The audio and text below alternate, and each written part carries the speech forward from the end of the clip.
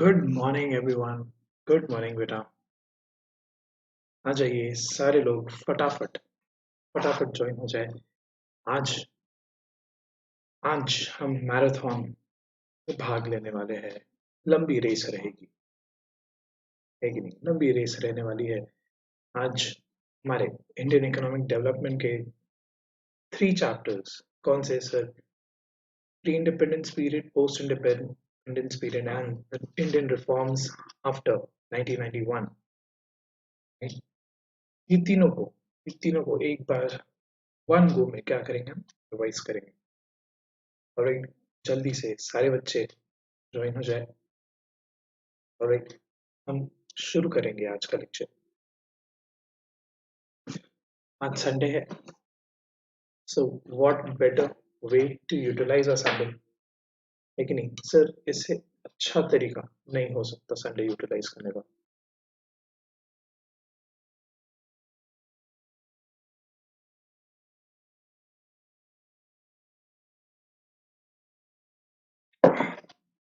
है कि नहीं?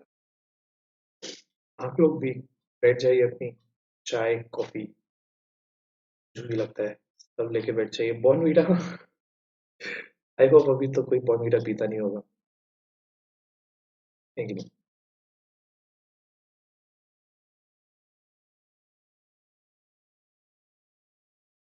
चलिए, will start up with a revision.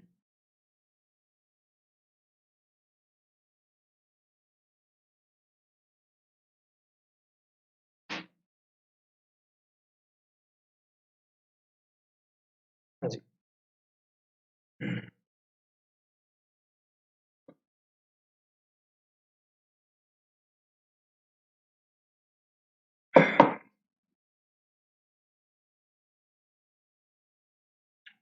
कहाँ गई सर ये फाइल? खुल रही है, खुल रही है, खुल रही है। राइट।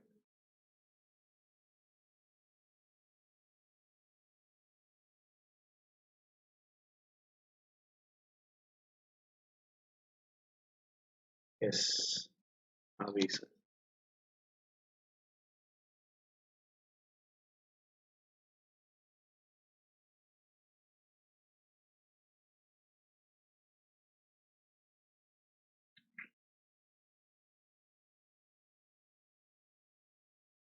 चलिए,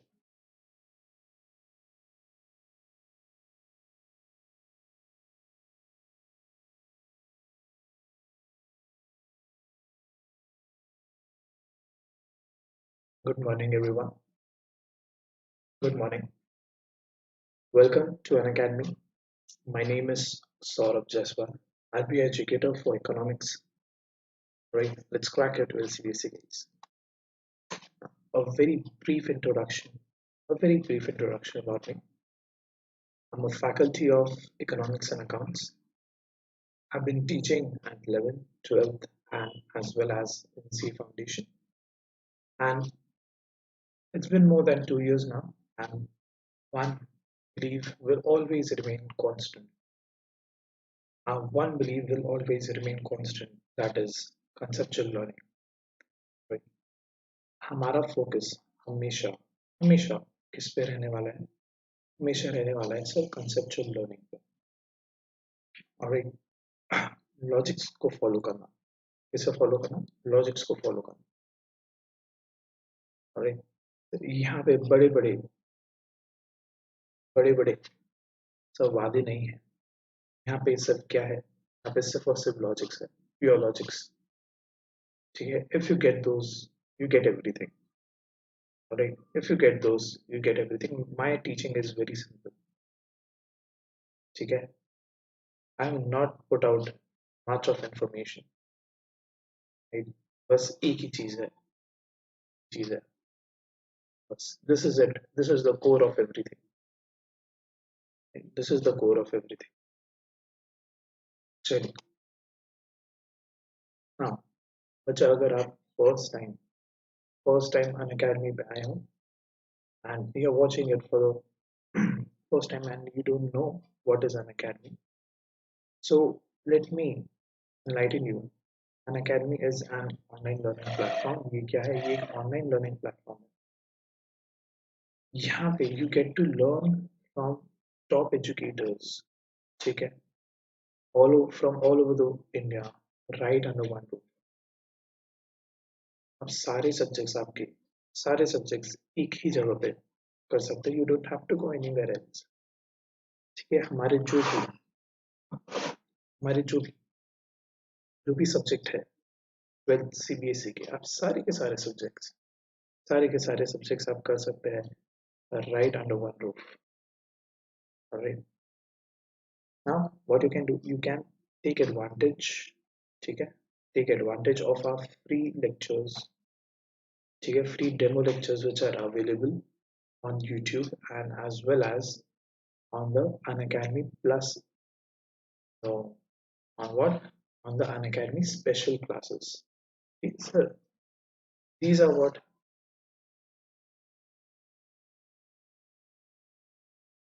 YouTube and special classes are what? These are free resources.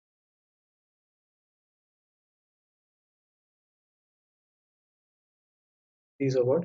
These are free resources. You can take advantage of those and you can get a taste of Plus. Now, what is Plus?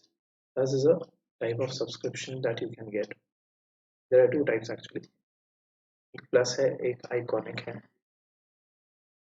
ठीक है, एक क्या है? एक plus है और एक iconic है।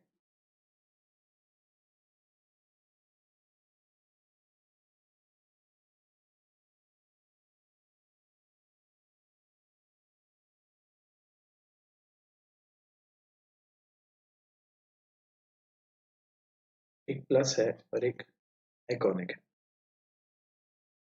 ठीक है, इधर यू कैन टेक प्लस और आइकॉनिक। दोनों के क्या बेनिफिट्स है हम देखते हैं। both have both have the tremendous benefits when it comes to getting a competitive edge, right?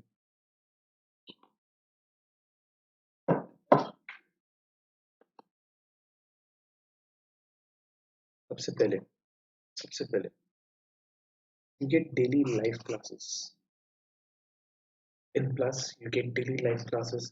You get to interact with the educator. Okay? You get to interact with the educator.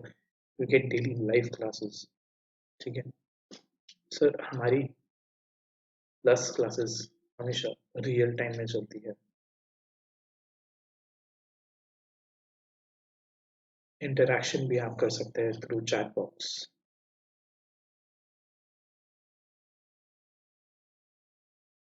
Right?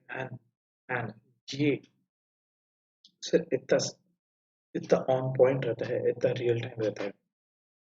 मैंने यहाँ पे कुछ बोला, with in milli seconds वो आपके screen पे रहेगा।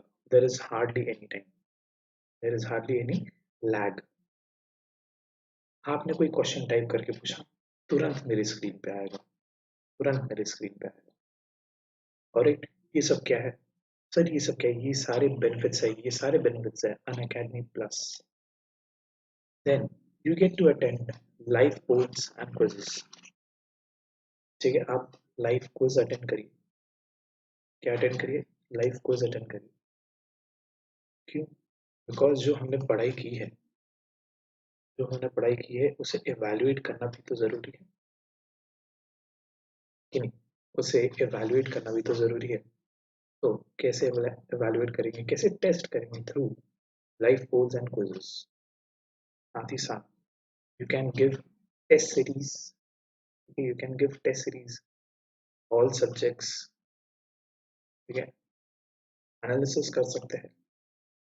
आपको टाइम मैनेजमेंट का पता चलेगा। आपको पता चलेगा आप कौन से सब्जेक्ट में बेटर परफॉर्म कर रहे हैं, कौन से इसमें you need more practice.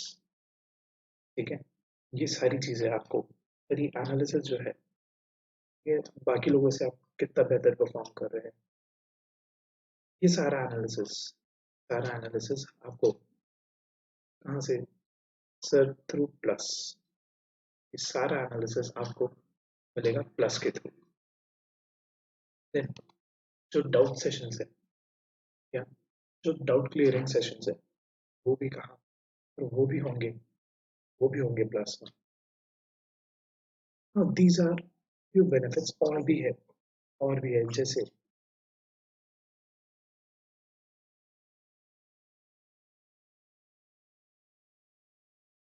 unlimited access to notes, to views, and to subjects. ठीक है, अब नॉट नेसेसरी कि आपने क्या लिया है। सर आपने प्लस सब्सक्रिप्शन लिया है एक सब्जेक्ट का, ऐसा नहीं रहता कि सर ये प्लस एक सब्जेक्ट का, नो, ये सारे सब्जेक्ट्स का है।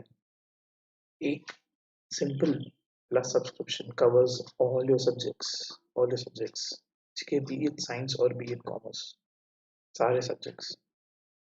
ठीक है, आपने आपने फिर ये सारी चीजें बहुत ध्यान रखनी है। This is one of my favourite points. ठीक है, now iconic is it is more on one-to-one interaction. It is based more on what? It is based more on one-to-one interaction. काफी पर्सनल लेवल पे जाके sir बातचीत होती है। ठीक है, what do you mean by personal level? Sir one to one interaction, that's it, one to one interaction. we will be your personal coach, all right?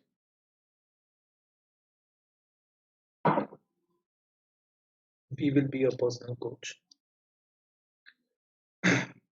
आपके study plans, आपकी गोल, ठीक है, आपकी मेंटरिंग, सारी चीजें किसी होगी वन टू वन। आपके डाउट सेशंस भी कैसे रहेंगे गाइस? आपके डाउट सेशंस भी रहेंगे one to one, that means exclusive doubt sessions. क्या डाउट सेशंस भी कैसे रहेंगे? Exclusive. Then there is something called parental connect. क्या है parental connect? Now what is parental connect?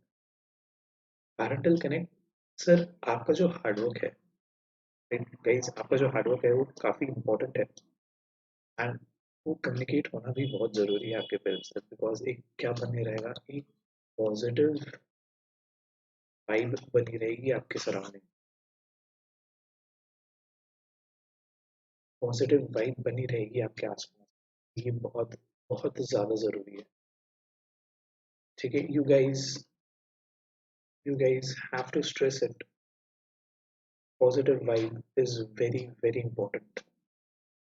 ठीक है, अगर अगर आपको ये नहीं है, ठीक है, अगर आपको ये नहीं मिल रही है, then then sir you have to work for it, guys, you have to work for it। so so it is very important that we have a positive vibe, इसलिए we have what, that's why we have parental connect। and best thing iconic में तो सारे plus के benefits already रहते हैं। ठीक है, iconic में सारे प्लस के बेनिफिट्स इंक्लूडेड रहते हैं, right?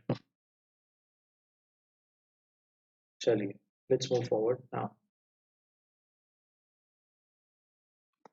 All you have to do is download the app. ठीक है, द प्ले स्टोर या iOS स्टोर।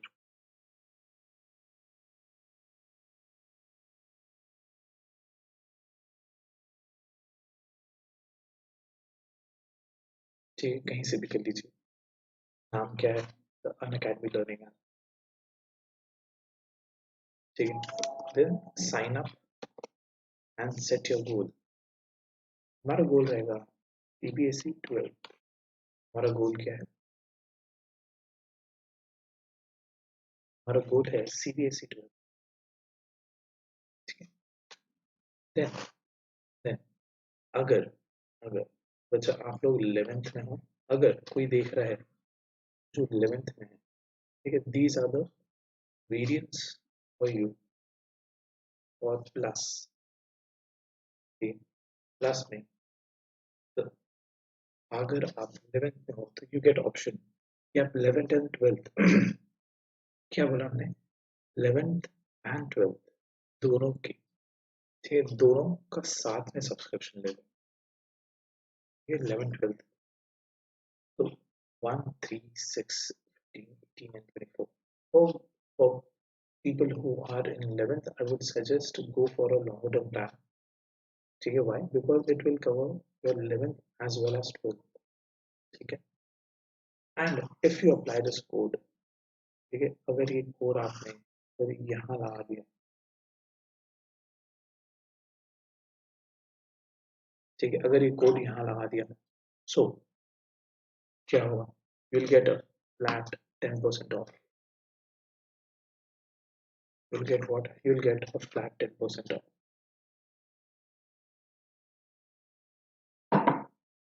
ये थे प्लस ये क्या थे ये थे प्लस के variants for people who are in 11th similarly iconic now those who are in 11th I highly recommend getting an iconic subscription right why because आपको 12th का गोल अचीव करने के लिए 11 से ही एक एक एनवायरनमेंट मिलेगा एक माइंडसेट मिलेगा एक प्रॉपर गाइडेंस मिलेगी ठीक है so for people who are in 11th I highly recommend get an iconic subscription benefits are way way more than whatever you are paying ठीक है so get an iconic I would suggest 18 months is fine 18 months is fine for people who are in 11th apply this code again तो जहाँ पे gift code रहता है वहाँ पे SAJYD apply कर दीजिए 10% ऑफ हो जाएगा राइट या 10% ऑफ हो जाएगा बढ़िया चीज एकदम बढ़िया code then then look here look at the right side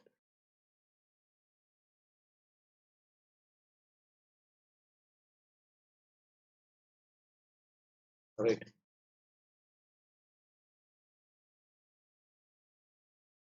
हाँ हाँ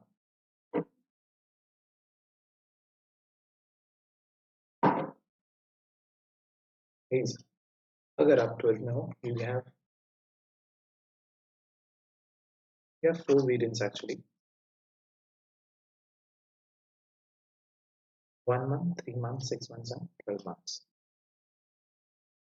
तो 4 variants है I would suggest right now either go for 1 month or 3 months 6 or 12 फिर हमारे पोर्टफोलियो में ही नहीं आते क्योंकि टाइम ही नहीं बचा एग्जाम्स कब मार्च में होने वाली है ये प्रॉब्लली मार्च में होगी तो 1 month and 3 months are the best now अभी देखिए अभी आप लोग कहोगे कि सर हमारी तो पढ़ाई हो चुकी है हम सब्सक्रिप्शन क्यों ले हमारी तो अभी एग्जाम्स है गाइस बट आप आपको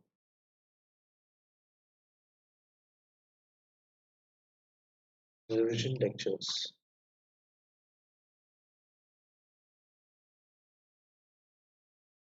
मैराथन्स क्विज़ेस टेस्ट सीरीज ठीक है आपको ये सारी चीजें ये सारी चीजें फिर भी करनी है एंड ये काम ये अनअकैडमी प्लस कहाँ मिल जाएगी अनअकैडमी प्लस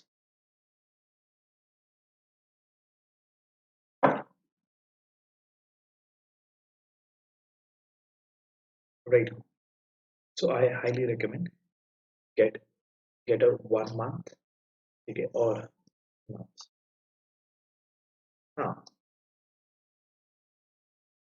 तो अब 1 month is worth 3 and 3 months is worth 6.5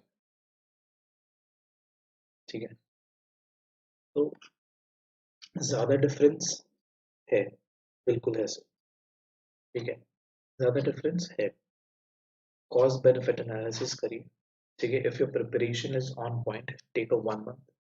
if you want some revisions and if you want थोड़ा इन तक आपके साथ आपकी प्रिपरेशन चले, so get a 3 months, right?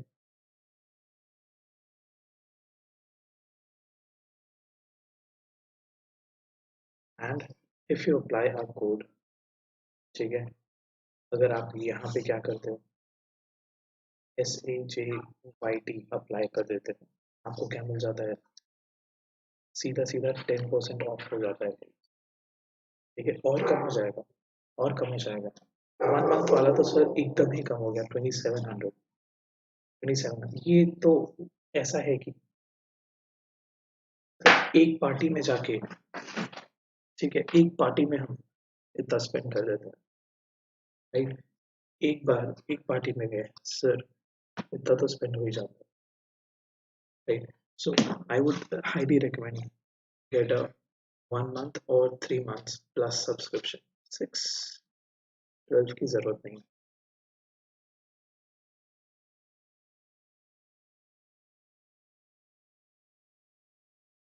ये दोनों की जरूरत नहीं, राइट. सिमिलरली आइकॉनिक, अब आइकॉनिक मैं अभी रिकमेंड नहीं करूंगा. जो बच्चे 11th में है उनके लिए ठीक है, बट जो बच्चे 12th में है उनके लिए नहीं. बिकॉज सर वेरिएंस दो ही है, 6 and 12, ये दो ही वेरिएंस है, एंड हमारे पास उतना टाइम नहीं है. सिंपल कॉस्ट बेनिफिट एनालिसिस है guys, simple cost benefit analysis, ठीक है. सो अभी अभी ये मैं रेकमेंड नहीं करने वाला. आपको रेकमेंडेड क्या है, आपको रेकमेंडेड है प्लस. किसे, जो 12th में है. हाँ, जो 11th में है वो बिल्कुल जाके आइकॉनिक ले, बट जो अभी करंट टाइम में 12th में है, I would recommend go for a 1 month और 3 months प्लस, ठीक है. Very good. एंड एक बस थोड़ी सी चीज, तो नीचे नीचे एक लिंक दी गई है, किसकी, टेलीग्राम की लिंक है वो, ठीक है. वो किसकी लिंक है गाइस, वो टेलीग्राम चैनल की लिंक है. जाइए फटाफट से उसे ज्वाइन कर लीजिए, ठीक है. क्यों क्यों सर, डेली अपडेट्स, क्यों डेली अपडेट्स, आपको हर क्लास के बारे में क्या मिल जाएंगे, डेली अपडेट्स मिल जाएंगे, right. And guys, if you want if you want to attend our special classes, आप क्या करें, आप सर ऐप पे ही फ्री लाइव क्लासेस या स्पेशल क्लासेस के सेक्शन में जाइए, ठीक है. वहां जाके वहां जाके you can attend each and every special class, each and every special class. उसमें कोई, सर उसमें कोई सब्सक्रिप्शन की नीड नहीं रहती है, क्या सर, उसमें कोई सब्सक्रिप्शन की नीड नहीं रहती है, ठीक है. And and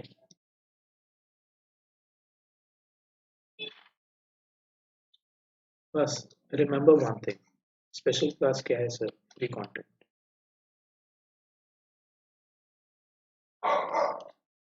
and to unlock this free content, ठीक है, to unlock you need a code, और वो कोड क्या है,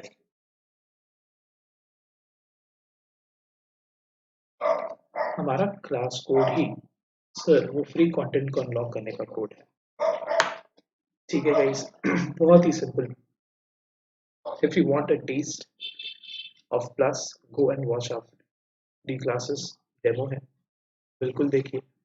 अनलॉक करने के लिए सर, कौन सा, कोई भी स्पेशल क्लास अनलॉक करने के लिए, ठीक है, कोई भी स्पेशल क्लास अनलॉक करने के लिए आपने क्या सर, SAJYT यूज करना है. Simple, simple as that, no झंझट. Clear, very good. Now let's start, ठीक है. Let's start with today's revision.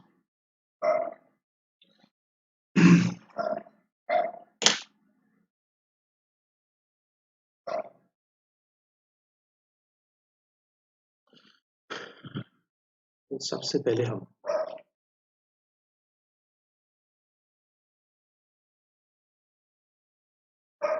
पहले देखेंगे economy on the eve of independence. ठीक है सर, ड्यूरिंग द इंडिपेंडेंस क्या हाल रहे। देखिए टाइमलाइन बहुत सिंपल है। आप बोलोगे सर ये थ्योरी है, थ्योरी में क्या ही पढ़ना, सर रट लेंगे गाइस। इसे एक स्टोरी की तरह समझिए। ठीक है, आपको मजा और आएगी, आपको एक क्लैरिटी मिलेगी आपके ही देश की इकोनॉमी। ठीक है कि वो ऐसी क्यों है। ठीक है, एंड अगर आप लोग ये सोचते कि सर क्या मतलब है, कोई मतलब नहीं है सर, जान के भी कोई मतलब नहीं है। ठीक है, नहीं ऐसा नहीं होता। ठीक है, it is important that we know that why are in Indian economy is like this, because future future कौन है सर, हम हैं। एंड एक बैकग्राउंड पता रहे। ठीक है, so we can work towards it, towards improving, we can give suggestions and ठीक है, we can work for better better economy. Alright, चलिए। सो बहुत सिंपल है, पहले हम देखेंगे प्री इंडिपेंडेंस पीरियड, फिर आफ्टर इंडिपेंडेंस, पोस्ट इंडिपेंडेंस देखेंगे, and then what were the difficulties and कैसे रिफॉर्म्स आए। ठीक है, ग्रोथ, इकोनॉमी की ग्रोथ है बस। ठीक है, इंडियन इकोनॉमी का ग्रोथ देखना है। चलिए, the primary objective of Indian economic development is to familiarize with the basic features of the Indian economy and its development as it is today in the aftermath of independence. Alright, basic objective. However, it is equally important to know something about the country's past, even as you learn about its present state and future prospects. So, let us look at the state of India's economy prior to the country's independence and form an idea of the various considerations that shaped India's post-independence development strategies. Okay? तो आज के chapter में, ठीक है, हमारे marathon के first chapter में हमें क्या देखना है कि what were the situations during pre-independence period during the rule of Britishers.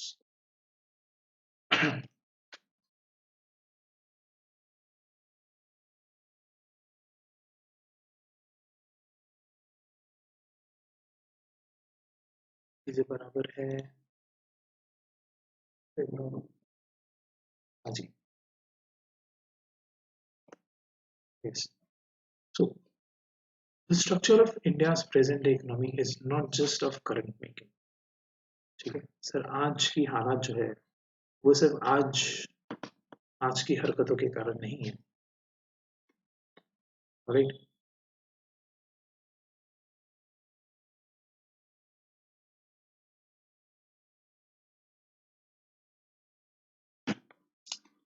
it has its roots steeped in history, particularly in the period when India was under British rule, which lasted for almost 2 centuries.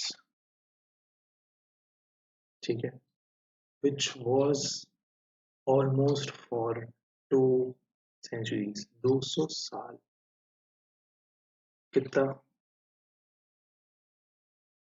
200 years। And हमें finally independence कब मिली guys, 15th August, 15th August 1947। Right? The sole purpose of British colonial rule in India was to reduce the country to being a raw material supplier for Great Britain's own rapidly expanding modern industrial base. And understanding of the exploitative nature of this relationship is essential for an assessment of the kind of development which the Indian economy has been able to attain over the last 6.5 decades. So it's almost 7 decades now. ठीक है, split. India had an independent economy before the advent of British rule.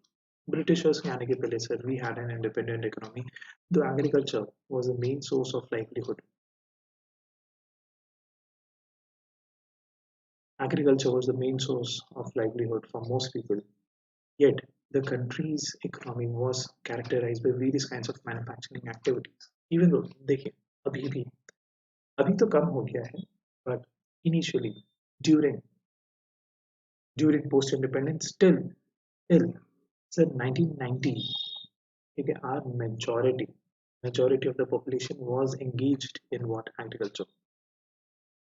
ठीक है, it was engaged in what? It was engaged in agriculture. ठीक है, but साथ ही साथ और भी चीजें थी. ठीक है, there were many manufacturing activities as well. ठीक है, it was particularly well known for its handicraft industry in the fields of cotton and silk textile, metals and precious stones work. These products enjoyed a worldwide market based on the reputation of fine quality of material used and the high standards of craftsmanship. Right?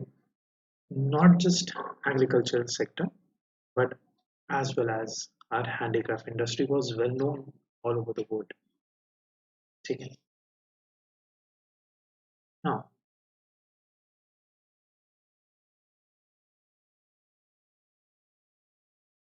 now, so British rule में क्या हाल रहे? ठीक. In the post-World War II scenario, countries were devastated by the war and needed enormous resources for reconstruction. Imports went up and the deficits were financed by drawing their reserves. Yeah, and that time the US dollar was the main component in the currency reserves of the rest of the world, and those reserves had been expanding on a consequence of the US running a continued balance of payment deficit. The economic policies, important यहाँ से, ठीक है, the economic policies pursued by the colonial government in India were concerned more with the protection and promotion of the economic interest of their home countries. Oh. तो जो भी economic policy रही colonial government की, Britishers की,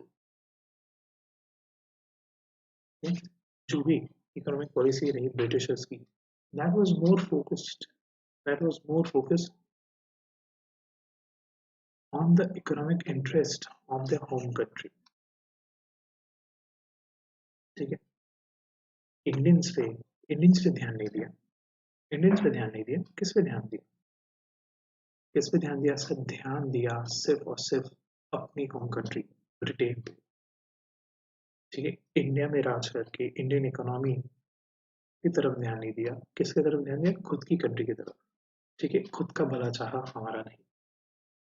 This policies brought about a fundamental change in the structure of Indian economy, transforming the country into a raw material supplier and a consumer of finished industrial products. So this is the whole crux. ठीक है, ये crux है, पूरे chapter का. ठीक है, हर जगह पे आपको यही चीज देखने मिलेगी. ठीक है, जो भी हरकतें रही है, sir, it all leads to this paragraph. I'll give you a minute or two. आप क्या करें, आप इसे सर अच्छे से देख लीजिए, नोट डाउन कर लीजिए कहीं पे. आई वुड सजेस्ट जल्दी.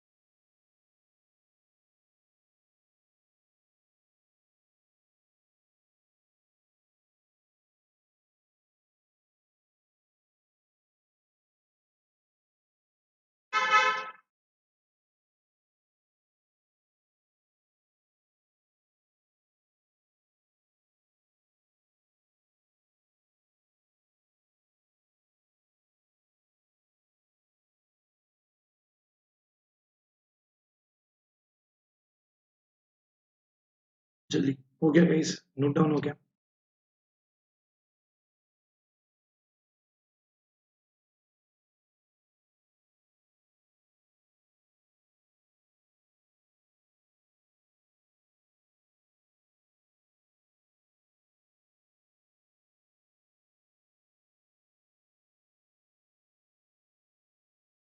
चलिए, let's move then. Obviously, the colonial government never made any sincere attempts to estimate India's national or per capita income. Some individuals' attempts were made to measure the India's income, but they were also inconsistent. They were also inconsistent. Among the notable estimators are the Navroji, William Digby, Finlay Shiraz, V.K. Rao, and R.C. Desai. ठीक है? Among these, it was V.K. Rao whose estimates were considered. ठीक है? Whose estimates were considered significant. Now there are many ways ठीक है जिसके through significance पता किया गया. One can be hypothesis testing. ठीक है? Now these are all what? So these are not a part of our syllabus, but just for your knowledge. However, However, most studies did find that country's growth of aggregate real output during the first half of 20th century was less than 2%, coupled with a half percent growth in per capita income. ये कितना रहा sir? Growth कितनी रही? GDP कितना रहा हमारा? 2%. ठीक है, कब? First half of 20th century. First half यानी सर 1900 से लेके 1950. Alright. Agriculture sector. Agriculture sector में क्या असर हुआ? क्या असर हुआ एग्रीकल्चर सेक्टर में हमारे ब्रिटिश रूल का? India's economy under the British colonial rule remained fundamentally agrarian. ठीक है? तो मेजरली सर इंडिया की इकोनॉमी एग्रीकल्चर में ही अटकी रही. अबाउट 85% होता. 85% 85% of the population was in agriculture. ठीक है? And they derived their livelihood directly or indirectly from it. However, despite being the occupation of such a large population, the agriculture sector continued to experience stagnation and unusual deterioration. Okay, stagnation and deterioration. There was continuous stagnation which was experienced by our agriculture sector and unusual deterioration. Right?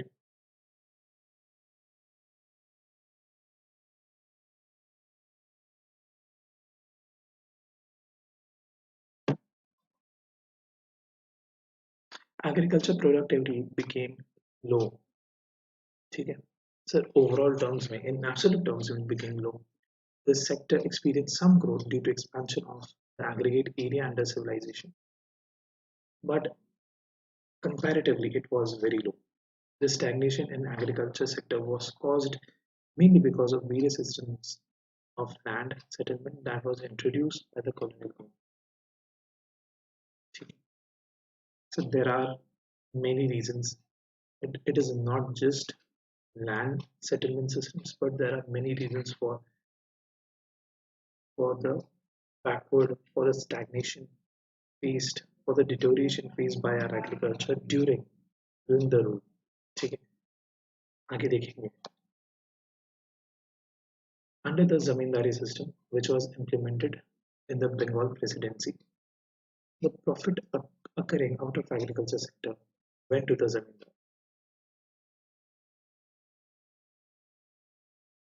ठीक है, तो जो भी farming के through profit आता था वो किसे जाता था? जमींदार से. However, number of zamindars and not just the colonial government did nothing. ठीक है, these people did nothing to improve the condition of agriculture. The main interest of zamindars was only to collect rent. ठीक है, the main interest of zamindars was only to collect rent, irrespective what the economic conditions. ठीक है, irrespective of the economic conditions of the cultivators, the farmers, the tillers, ठीक है. This caused immense misery and social tension among the people. To a very great extent, the terms of revenue settlement were also responsible for zamindars adopting such an attitude. Why? Because dates for depositing specific sums of revenue were fixed. For whom? For the zamindars as well. Failing to which zamindars were to lose their right. देखिए, अगर एक अगर एक मैं triangle बनाऊं hierarchy का,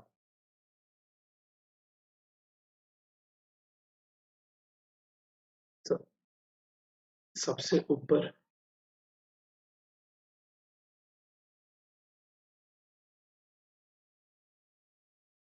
colonial government थी, ठीक है.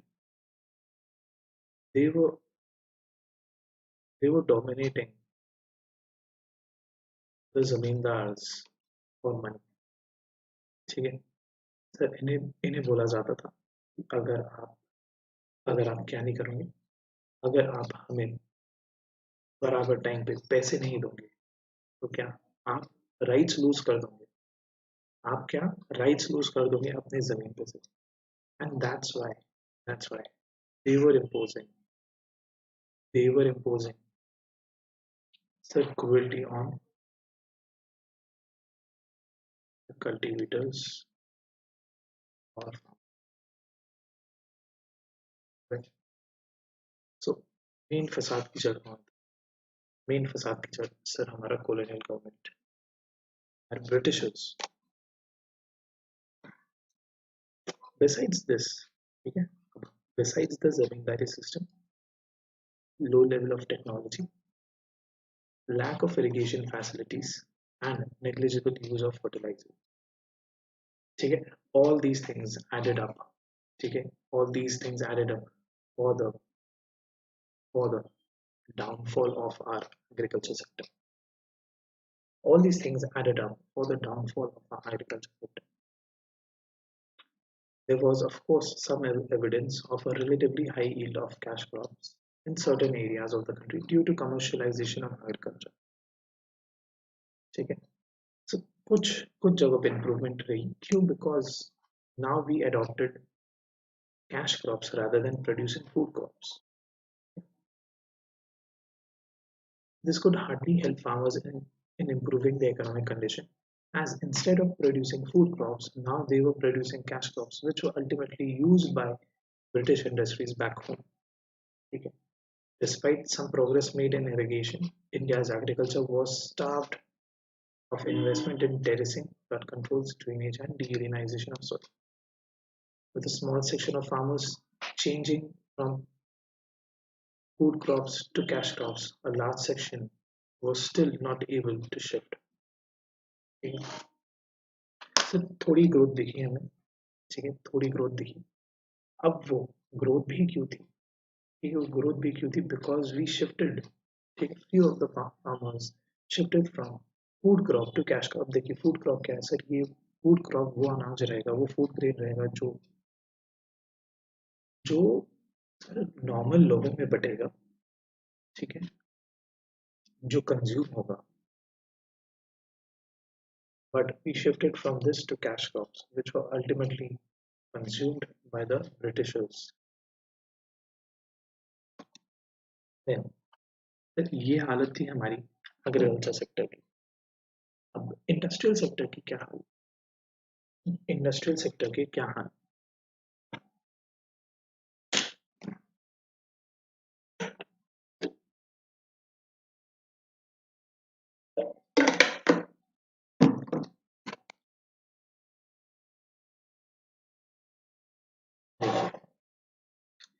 As in case of agriculture, so also in manufacturing, India could not develop a sound industrial base under the colonial rule. Even as the country's world-famous handicraft industry declined, no corresponding modern industrial base was allowed to come up. Take the pride. देखिए मोटो government colonial government का मोटो एक ही था, हमेशा वही रहेगा। ठीक है, कि हमें ग्रोथ ना करने दें। ठीक है, हमें सिर्फ रॉ मटेरियल के लिए यूज करें एंड हमें कंज्यूमर बना दे उनके चीप फिनिश गुड्स का। Now, अब जस्ट इमेजिन अगर हमारा इंडस्ट्रियल सेक्टर ग्रो कर जाता। ठीक है, सो वो जो प्रोडक्ट्स थे वो हम ही मैन्युफैक्चर कर लेते। ठीक नहीं, वो प्रोडक्ट जो थे वो हम ही मैन्युफैक्चर कर लेते। अगर ऐसा हो जाता तो उनका मोटो ही फेल हो जाता सर, रूल करने का। ठीक है, the primary motive of colonial government behind this policy of systematically deindustrializing India was of twofold. The first intention was to reduce India to a status of mere exporter. ठीक है, mere exporter of what? Raw material for the upcoming modern industries in Britain, and second, to turn India in a market of finished products for those industries so that the continued expansion could be ensured to the maximum advantage of their home country. ठीक है, दो reasons. ठीक है, दो reasons sir, दोनों वही है। एक, नियर एक्सपोर्टर बना दो, exporter of raw material, and importer of finished goods, importer of finished goods.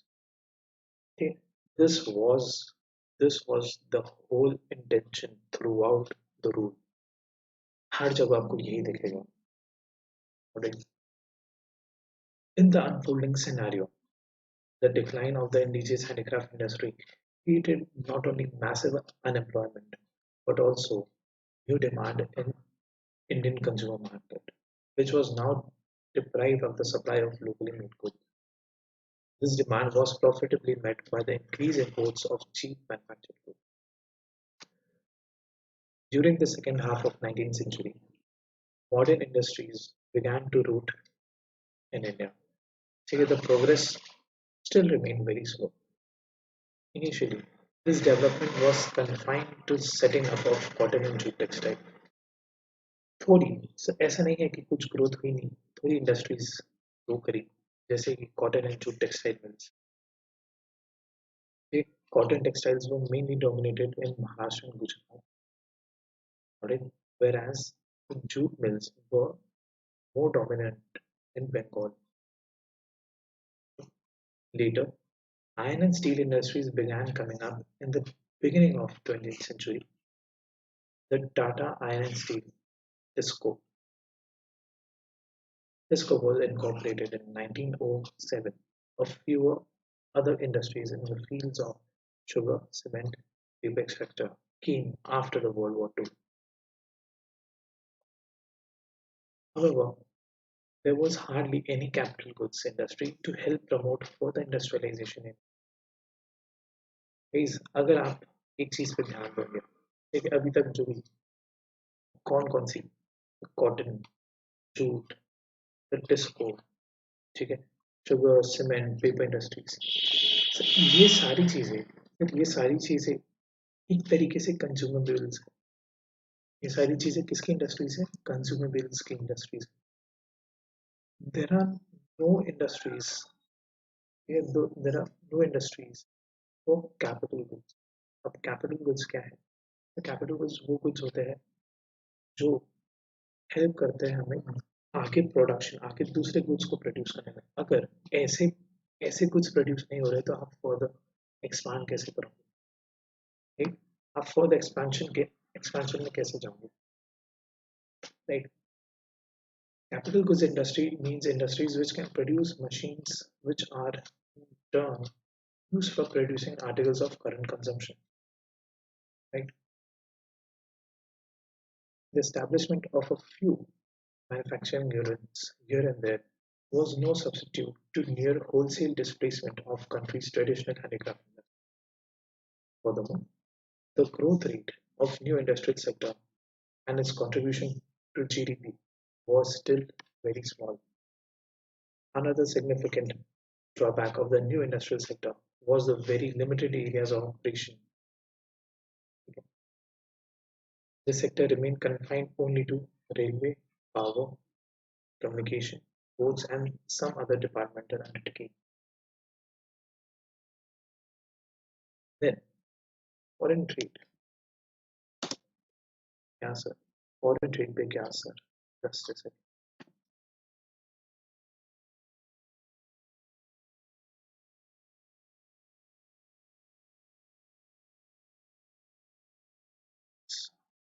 Sorry.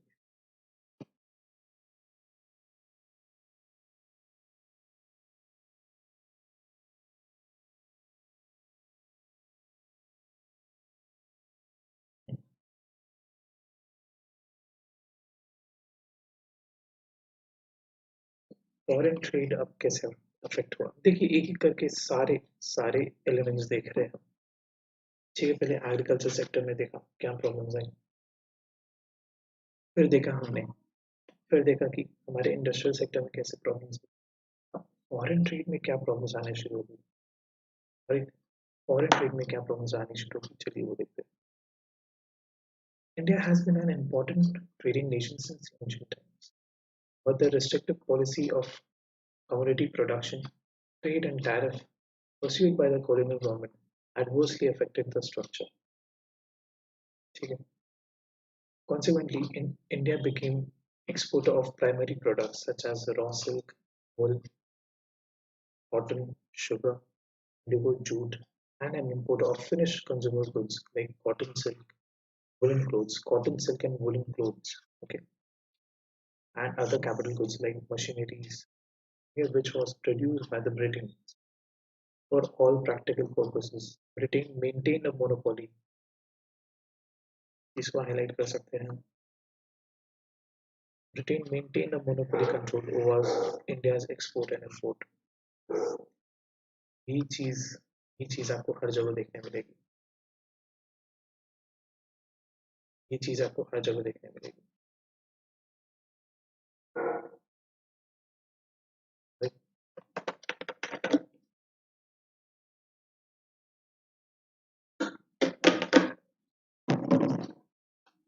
Please आपने साथ ही साथ नोट्स बनाने हैं. ठीक है, नोट्स बना के रखने हैं. साथ ही साथ आप जो जो अंडरलाइन कर रहे हैं आप उन्हें पॉइंट लिखते जाइए.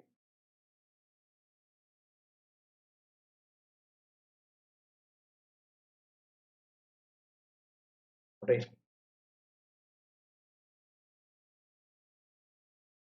Good. As a result, right, as a result,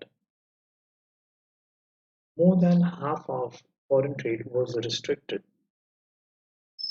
So more than half of the trade was restricted to be done only and only by British. ठीक है, very few countries like China, Sri Lanka, Iran were allowed to do trades. Right?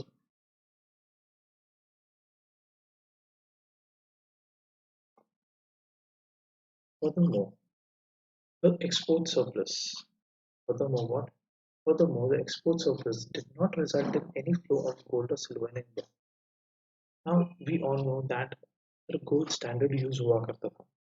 ठीक है, for foreign exchange हम क्या use करते थे? हम gold standard use करते थे. अब अगर आप क्या कर रहे हो, अगर आप एक्सपोर्ट कर रहे हो, ठीक है, तो इट इज वेरी ऑब्वियस कि आपके पास क्या आएगा, आपके पास सर गोल्ड आना चाहिए, गोल्ड का इनफ्लो होना चाहिए, गोल्ड के रिजर्व बढ़ने चाहिए. बट क्या ऐसा हो रहा था? नहीं. Rather, this was used to make payments for the expenses incurred by an office set up by colonial government in the Britain, ठीक है, in the Britain itself.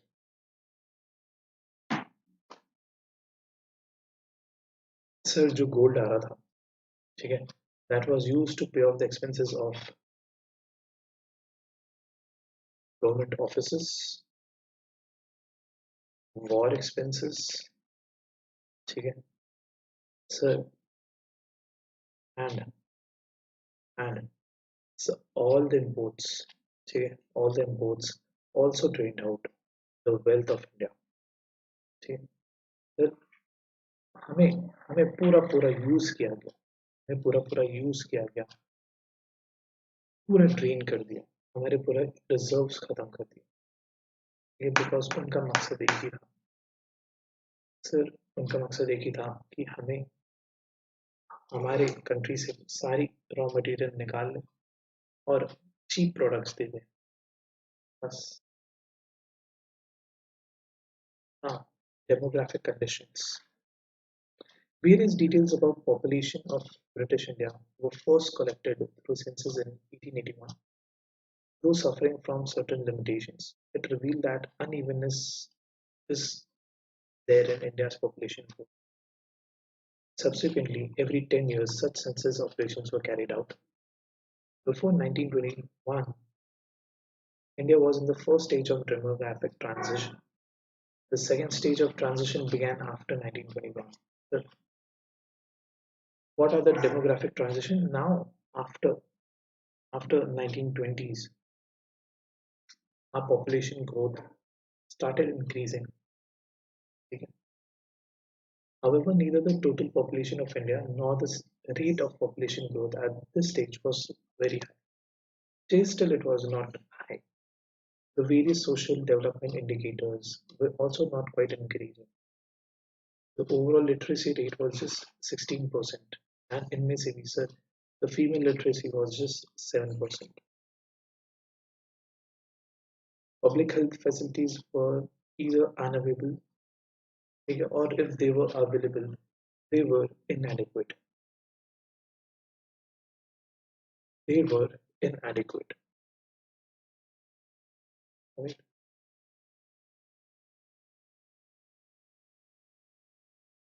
So, and due to all this, water and airborne diseases, water and airborne diseases took a huge toll on the life of Indians.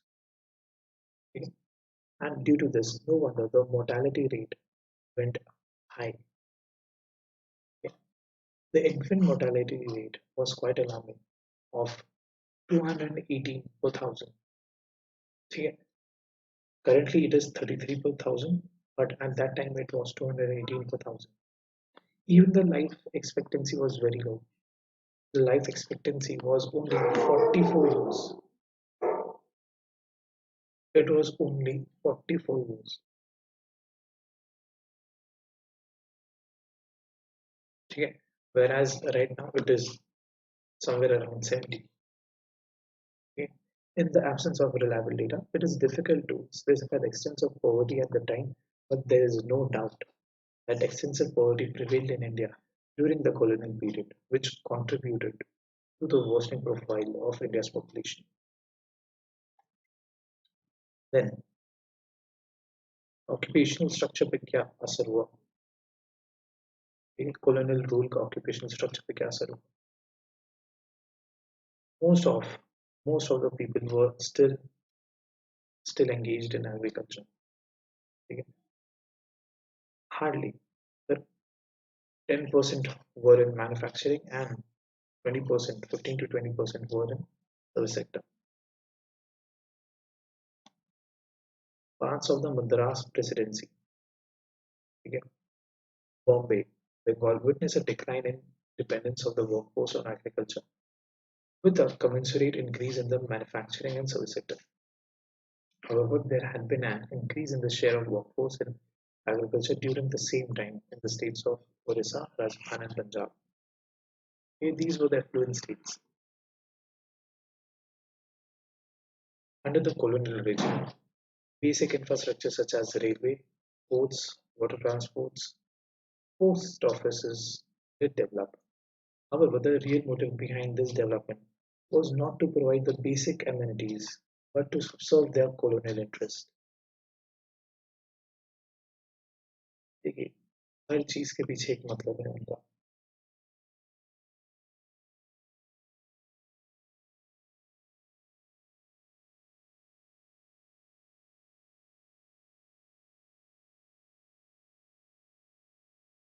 Right? The roads constructed in India prior to the advent of British rule were not fit for modern transport. The roads that were built primarily served the purpose of mobilizing the army within India and drawing out raw materials from the courtyard to the nearest railway station. Yeah. There always remained an acute shortage of all weather routes to reach out to the rural areas.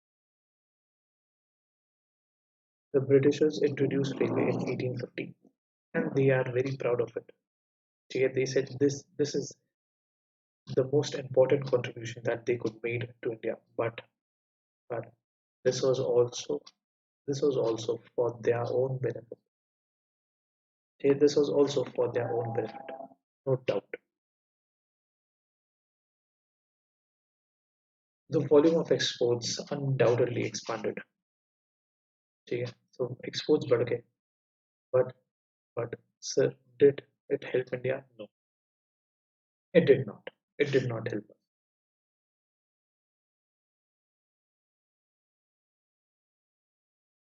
us. And so even railway was present. To get the benefits that people derived from railways were far less than the economic loss that India had to face. ठीक है? Than the economic loss India had to face. ये कहानी किसकी? ये कहानी थी sir economy. ये कहानी थी हमारी इकोनॉमी की pre independent pre independence period वाली कहानी थी. अब पोस्ट इंडिपेंडेंस या post independence. Let's take a break of 5 minutes. ठीक है? 5 minutes, and then we'll start.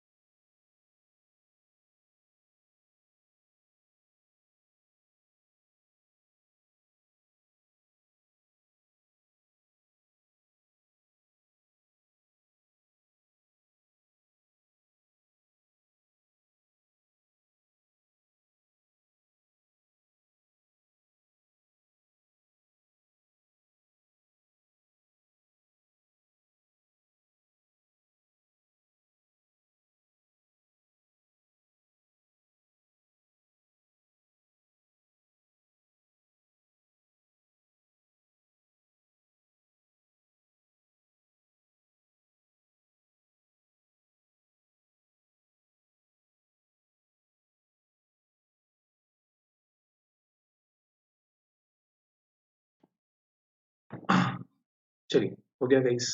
Break break खत्म। Let's get back.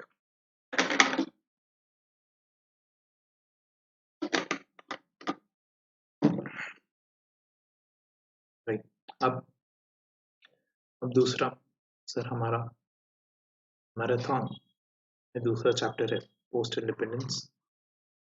ठीक है, Indian economy during 1950 and 1990। Right, ये अब हमारा गोल रहेगा। राइट,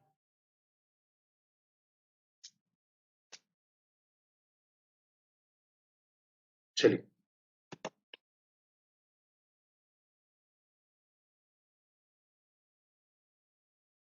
हाँ,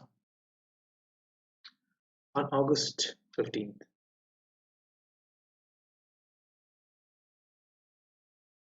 1947, India woke to a new dawn of freedom. Finally, we were masters of our own destiny. After some 200 years of British rule, the job of nation building was now in our hands.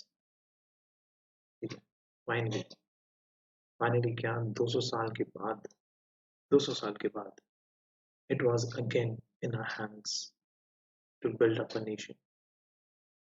The leader of independent India to decide, among the other things, the type of economic system which would be suitable for our nation. ठीक है, a system which would promote the welfare of all rather than few.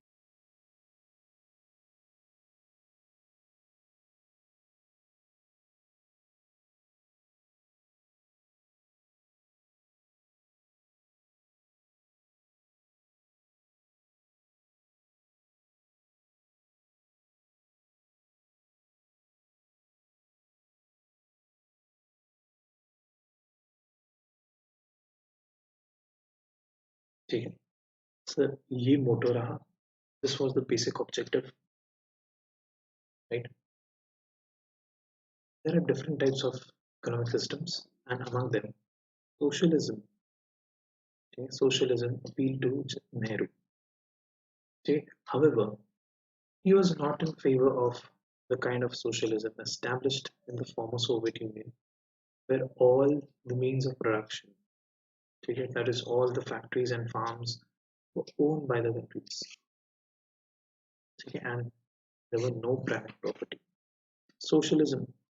So socialism थोड़ा जमा, Nehru ji को socialism थोड़ा जमा, but he was not in favor, okay, because there were no private property.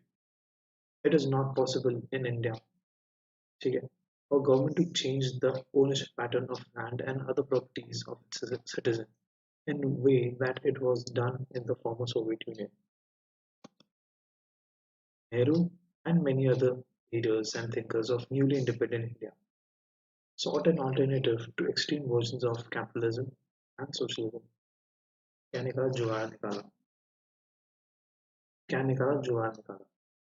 Basically, sympathizing with the socialist outlook, they found the answer in the economic system, which in their view combined the best features of socialism and capitalism without its drawbacks.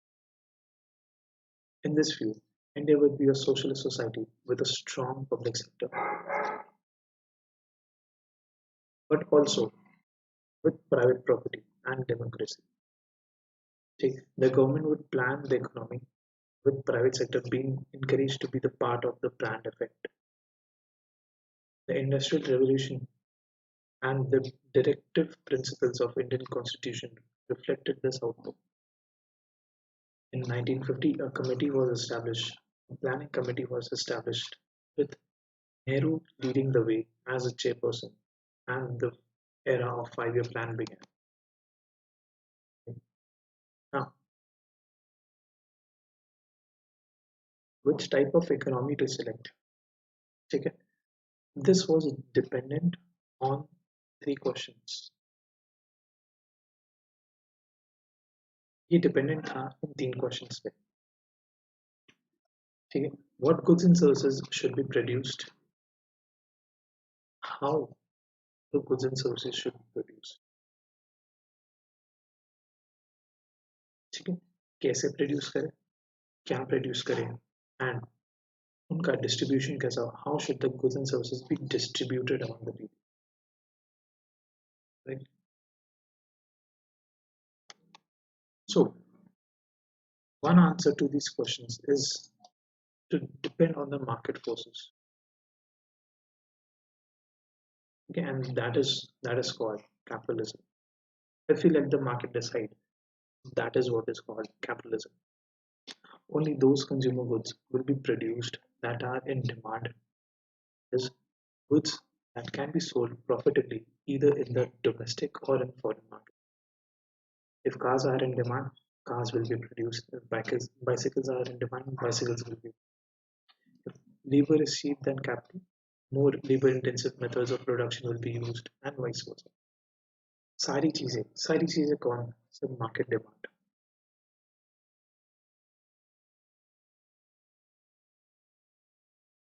सारी चीजें किस पे depend करेगी, demand.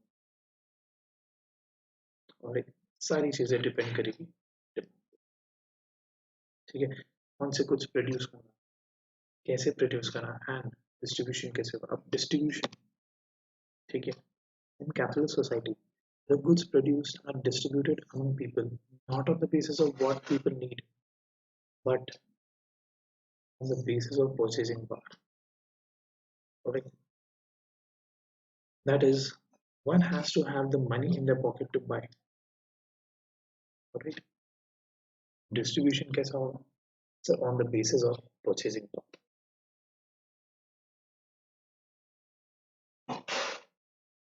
Low cost housing for poor is much needed but will not count as demand in the market.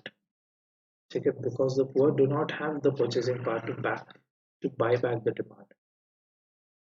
Okay. As a result, this commodity will not be produced and supplied as per market forces. Such a society did not appeal to Nehru, our first prime minister. Okay. So he wanted a better lifestyle for the people. He wanted that people get what they were deprived of. He wanted to improve the quality of life of people. Okay. And in capitalist economy, it was not at all possible. Okay. In a capitalist economy, it was not at all possible.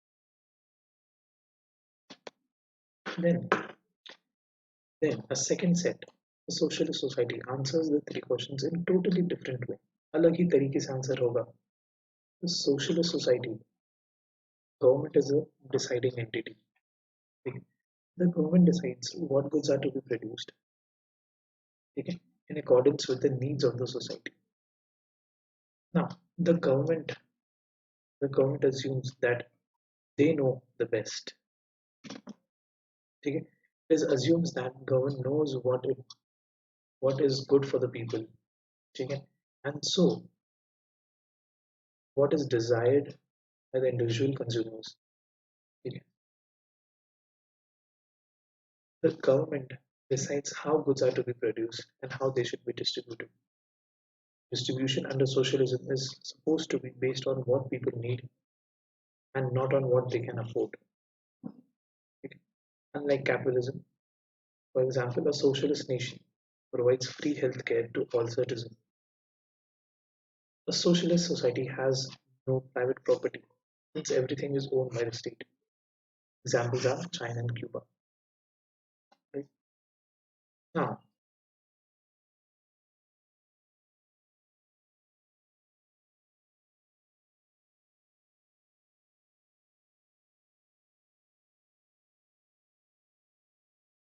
most of the countries adopted mixed economy.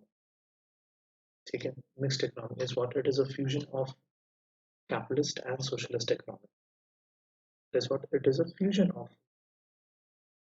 The government and the market together answers the three questions of what to produce, how to produce, and how to distribute what is produced.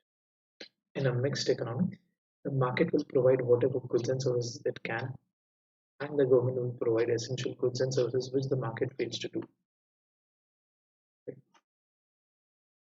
Now, now sir type of economy देखा, ठीक है। अब sir आ जाते हैं plan पे, ठीक है। अब आ जाते हैं what is a plan.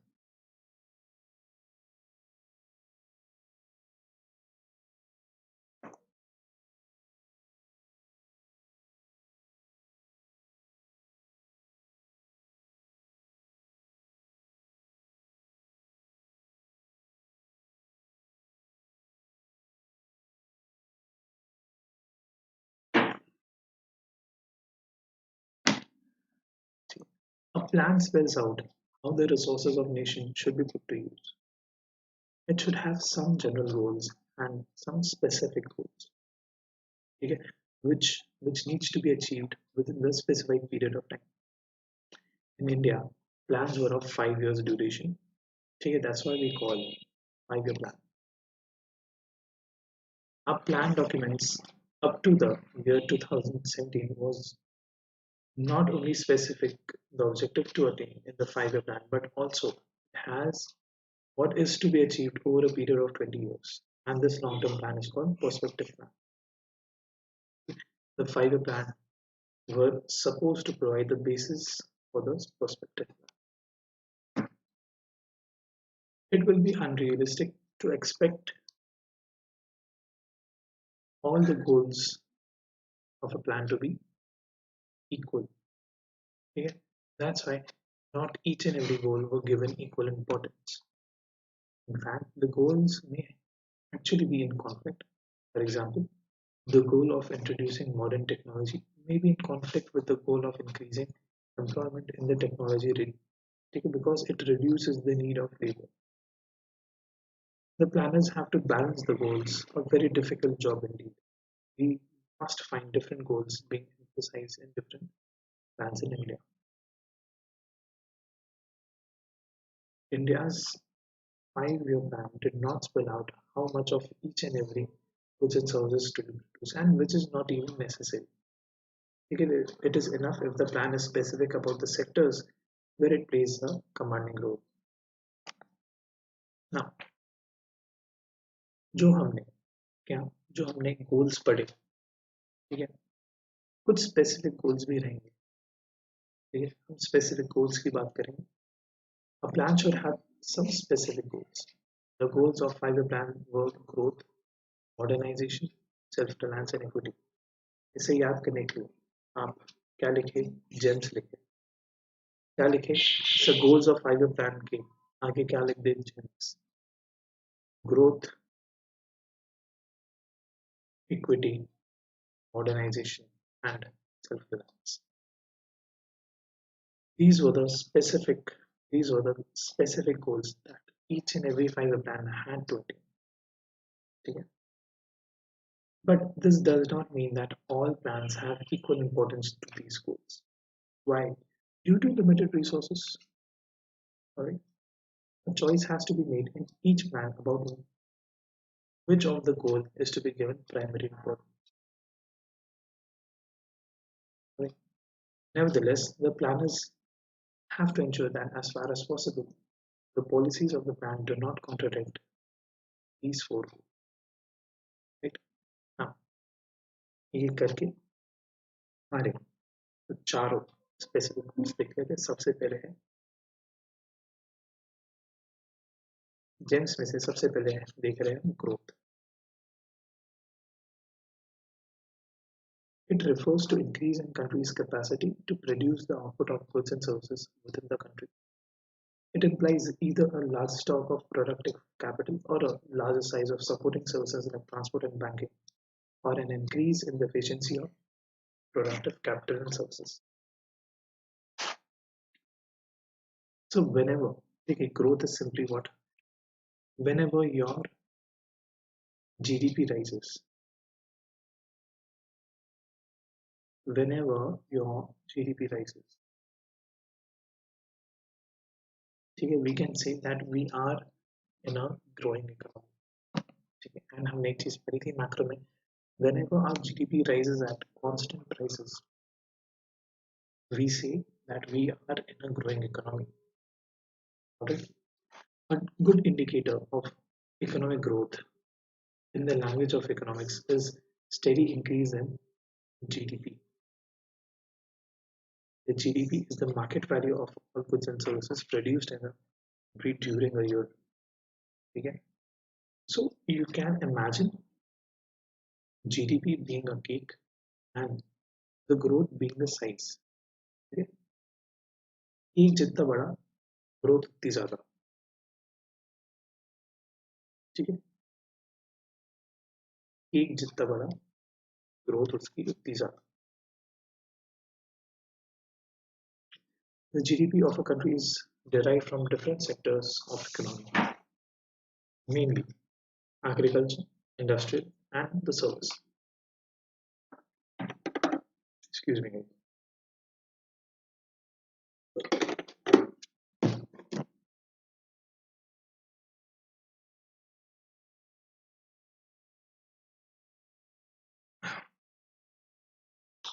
The contribution made by each of these sectors make up the structural composition of economy. In some countries, agriculture contributes more, while in other, the service sector or the manufacturing sector. Then, modernization. We have modernization. To increase to increase the production of goods and services, the producers have to adopt new technologies. For example, a farmer can increase the output of the farm by using new seeds instead of the old ones. Okay? Similarly, a factory can increase output by using a new type of machinery. The adoption of new machineries, new technology is what is called modernization. Is what is called modernization. But however, modernization does not only refers to use of new technology, but also change in the social outlook.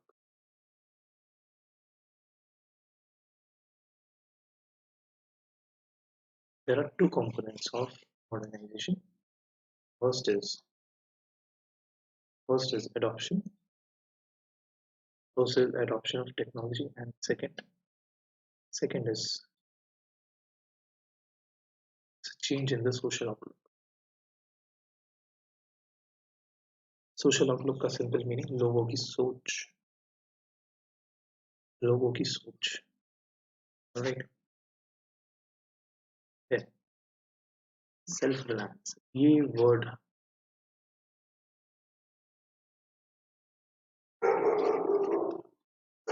आत्मनिर्भर आजकल बहुत सुनने में आ रहा है. ठीक है. Why? Because it is one of the specific goals. ठीक है. It is one of the specific goals of what India's 5-year plan. ठीक है. So a nation can promote economic growth and modernization by using its own resources or by using resources imported from other nations. The first 7 plans have given importance to self-reliance, which means avoiding imports of those goods which could be produced in India itself. This policy was considered a necessity in order to reduce our dependence on foreign countries, especially for food. We were very much dependent on USA for import of food. It is understandable that people who are recently freed from foreign domination should give importance to self-reliance. Further, it was feared that dependence on import of food supplies, foreign technology, capital, we will be vulnerable. We will be again vulnerable, and there will be interventions of foreigners in our economic policy. Kafi simple. Then, what do you mean by equity? Equity simply means equality. It simply means what? Equality.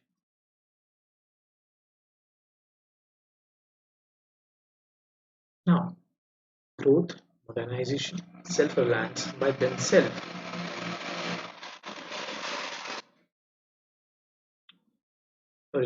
Sorry for the disturbance. May not improve the kind of life which people are living. A country can have high growth, the modern technology, but still they have people who would be living in poverty. Why? Because there is no equality.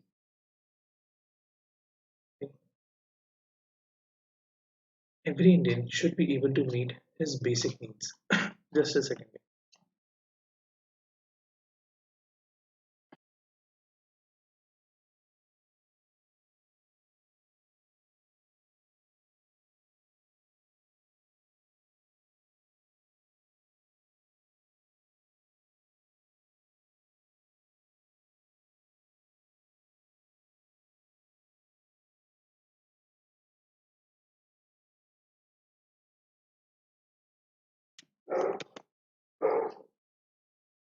Every Indian should be able to meet his basic needs, such as food, decent house, education, healthcare services, and inequality in the distribution and wealth should be reduced. Okay. Now let us see how the first 7 5-year plan covering the period of 50 to 90 then attempted to attain these four goals. ठीक है हर एक sector में कैसे कैसे attain किया सबसे पहला agriculture सबसे पहला क्या agriculture we have learned that during the colonial rule there was neither growth nor equity in the agriculture sector. The policymakers of independent India had to address these issues, which they did using two things. तो क्या agriculture sector में क्या है sir reforms, the green revolution and land reform.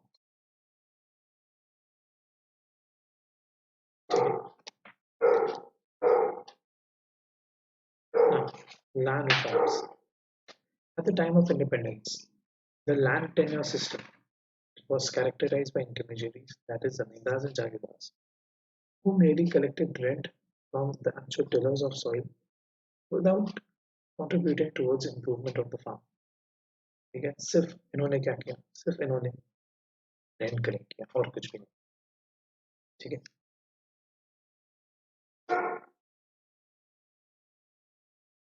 the lowest the lowest productivity of the agriculture sector forced India to import goods from USA. Equity in agriculture called for land reform, which primarily referred to change in ownership.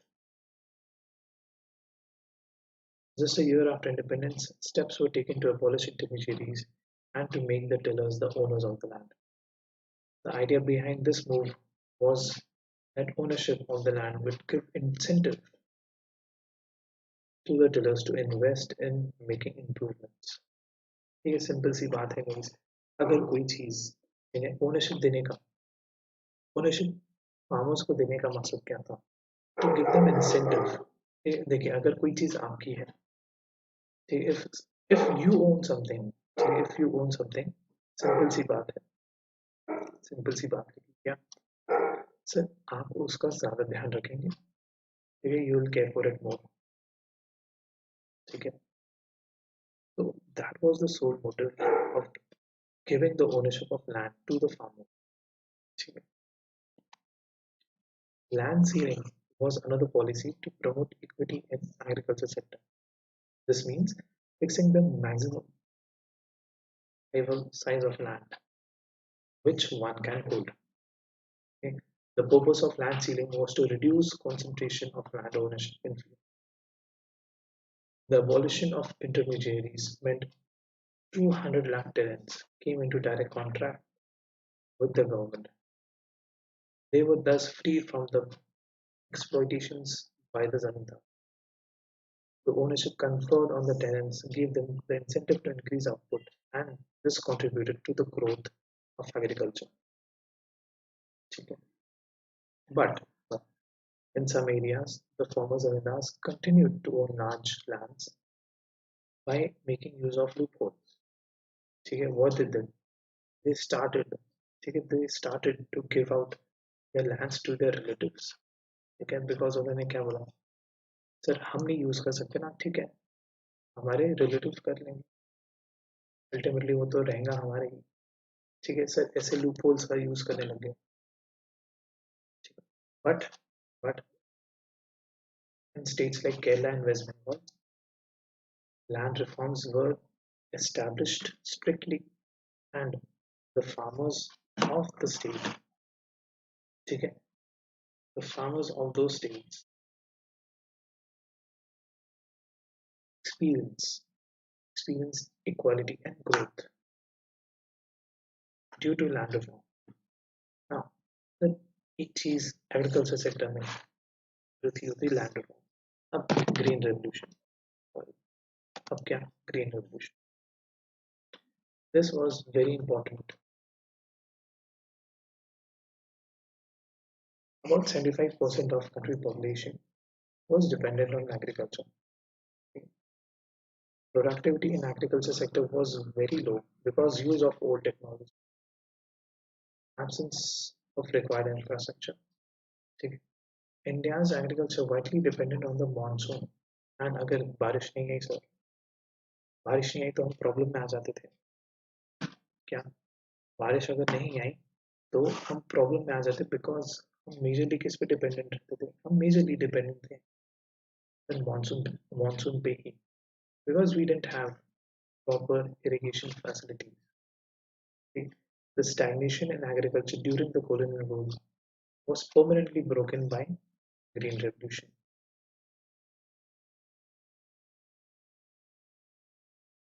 Okay?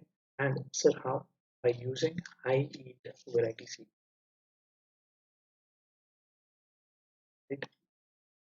The use of these seeds required the use of fertilizers and pesticides in the correct quantities as well as the regular supply of water. The application of these inputs in correct proportion is vital. The farmer could benefit from high-yield variety seeds, required reliable irrigation facilities as well as financial resources. As a result, in the first phase of Green Revolution, the use of high-yield variety seeds were restricted to the affluent states of Punjab, Andhra Pradesh, and Tamil Nadu. Further, the use was then benefited to other regions as well.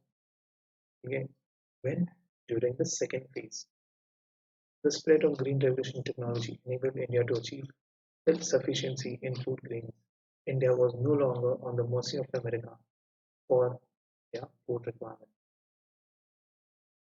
Growth in agriculture output is important, but it is not enough. If a large population of this increase is consumed by the farmer themselves instead of being sold in the market, higher output will not make much of a difference. अगर maximum output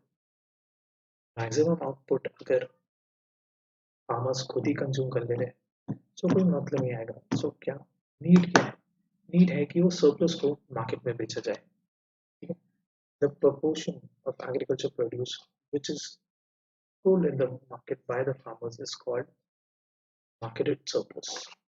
Okay? A good proportion of rice and wheat produced during the Green Revolution was sold by the farmers in the market, thus, thus increasing the supply. ठीक है, अब अगर कोई चीज की supply बढ़ गई मार्केट में तो ऑटोमेटिकली प्राइसेस गिर जाएंगे.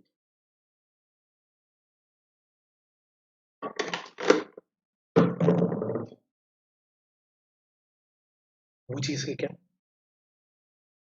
सो वो चीज के प्राइसेस गिर जाएंगे. And that what is happened when the market surplus was sold in the market. ठीक है, and the prices were brought down for the essential goods so that each and every person of the economy could benefit, and also the government built up a stock of food for the time of emergency. While the nation immensely benefited from the Green Revolution, the technology involved was not free from risk.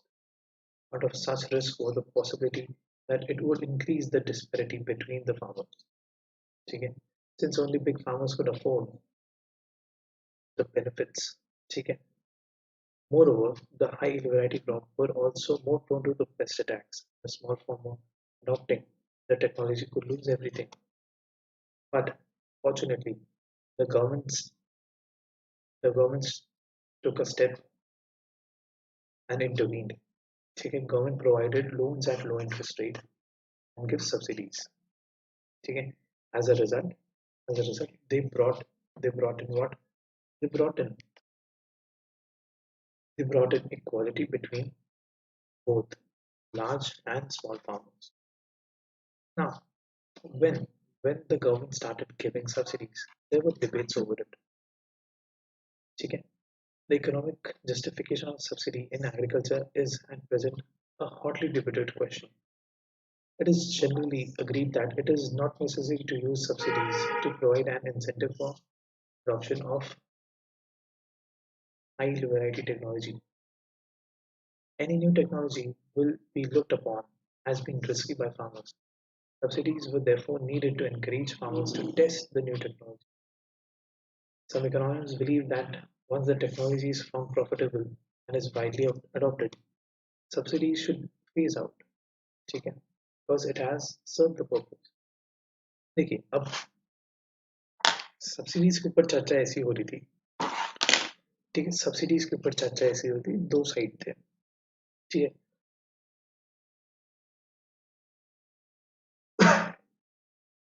क्या दो side थे. Sir एक बोल रहे थे sir एक in favour थे एक अगेंस्ट थे. ऑब्वियसली हमेशा डिबेट में दो साइड रहेंगे. एक ने कहा तो सब्सिडीज सब्सिडीज जरूरी है. एक ने कहा नहीं.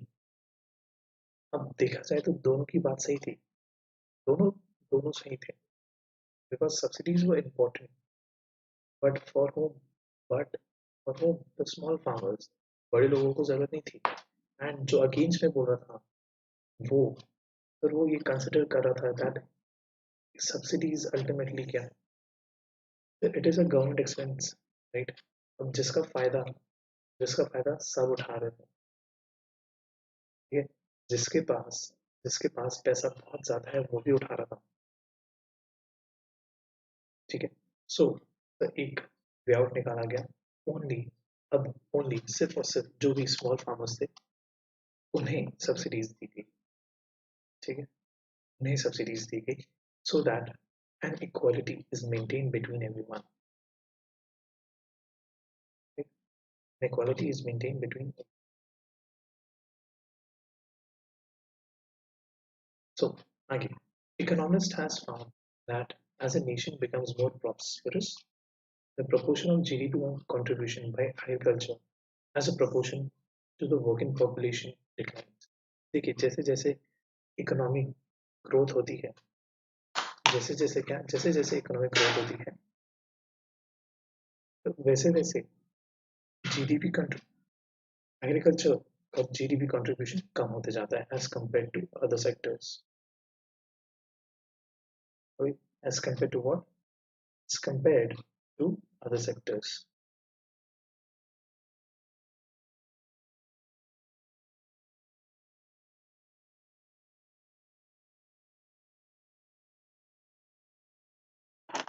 In India, between 1950 to 1990, the proportion of GDP contributed by agriculture declined significantly, but not the population depending on it. Because there should be a shift, but that was not the case. The answer is that the industrial sector and service sector did not absorb the people working in the agriculture sector. Many economists call this the failure of the policies during 1950 to 1990. Right? I hope, I hope, sir, you are trying to absorb. Okay. Then, sir, trade and industry. The economist has found that poor nations can progress only if there's a good industrial sector. Okay.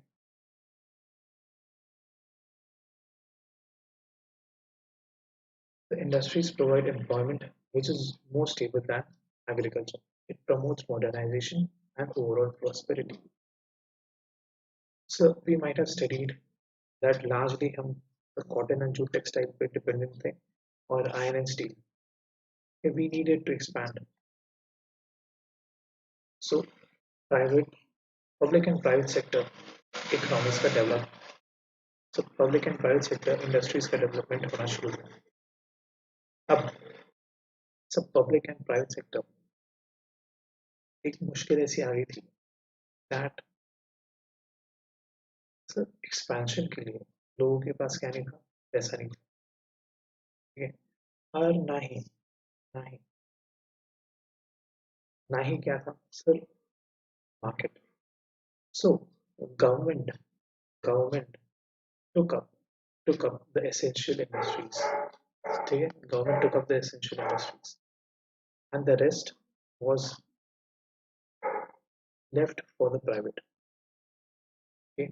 The decision to develop Indian economy on socialist lines led to the policy of government controlling the commanding heights as the second five-year plan put it.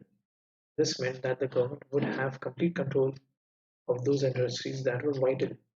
Okay. The policies of private would have to be complementary to those of the public sector.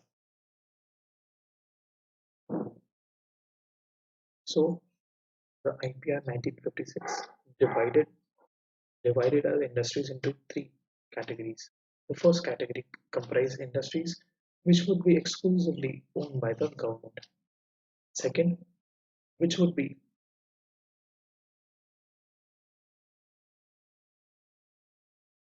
owned by the government but supported by the private sector. And third, which was solely private. Similarly, similarly, so people people establishing industries in backward areas were given benefits. They were given tax benefits and electricity lower electricity rates. Even so licensing,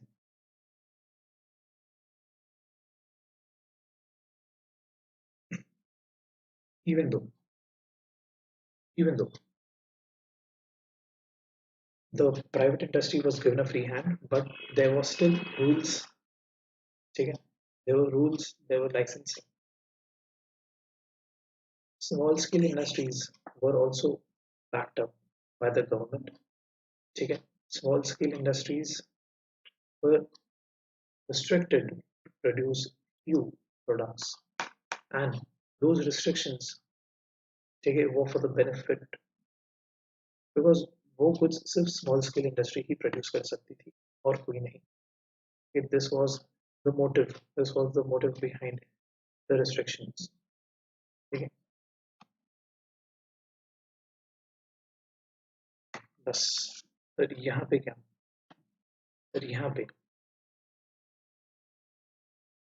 post independence भी discuss कर लिया. यहाँ पे क्या, यहाँ पे post independence भी discuss कर लिया. Now, let's take a break. All right, let's take a break. We'll resume soon. Okay? And हम देखेंगे what were the economic scenario, what were the economic reforms after the 1991 period. ठीक है, 1991 के बाद क्या इकोनॉमिक रिफॉर्म्स रहे, इसके ऊपर थोड़ी चर्चा करेंगे. Alright, let's take a quick break, guys. Quick break.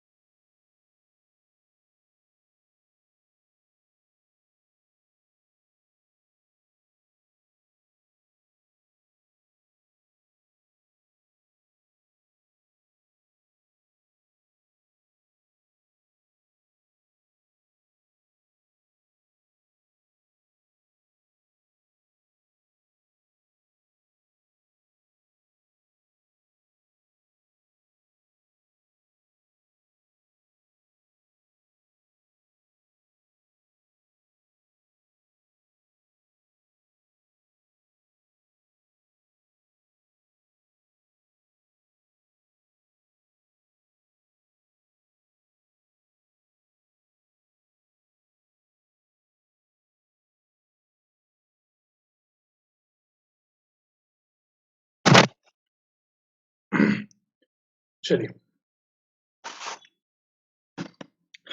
I hope it was a good break.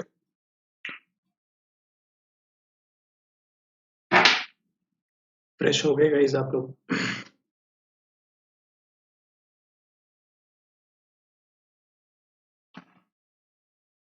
चलिए, हम अब हमारे मैराथन के आखिरी आखिरी स्टेज पे, ठीक है, जहां पे हमें देखना है sir, reforms after 1991. What were the reforms that were brought in? Alright.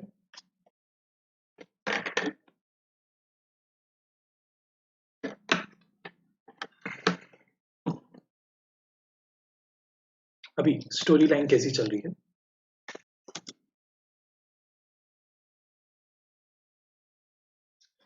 देखिए,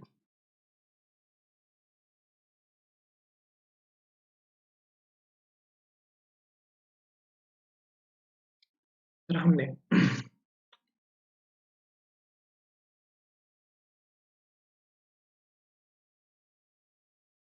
प्री इंडिपेंडेंस पीरियड की हालत देखी sir. Indian economy during the pre independence period, that is during what, during the colonial rule. ठीक है, then this is what, this is the event of independence. This is 15th August. ठीक है sir, हमने Indian economy की हालत pre independence and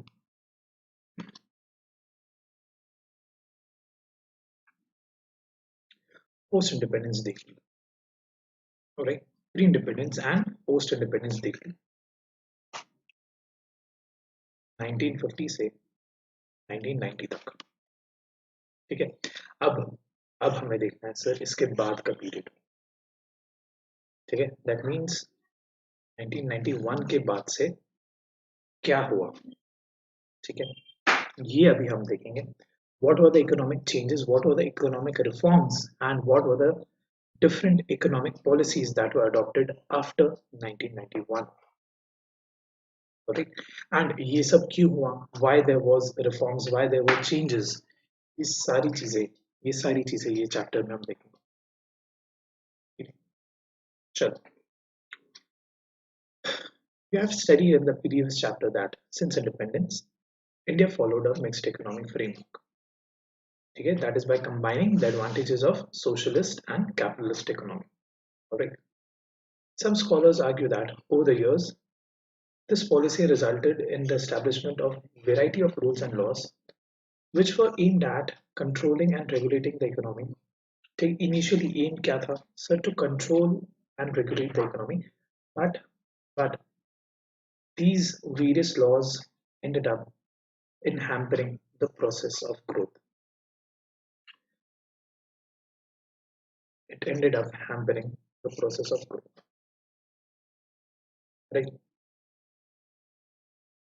Others state that India, which started its development from a near stagnation, has been able to achieve growth in savings, developed a diversified industrial sector which produces a variety of goods, and has experienced sustained expansion of agriculture output. ठीक है, देखिए, हर हर बार हर एक चीज के दो पहलू रहेंगे. हर एक के दो पहलू रहेंगे. Some people will say something, some people will say something.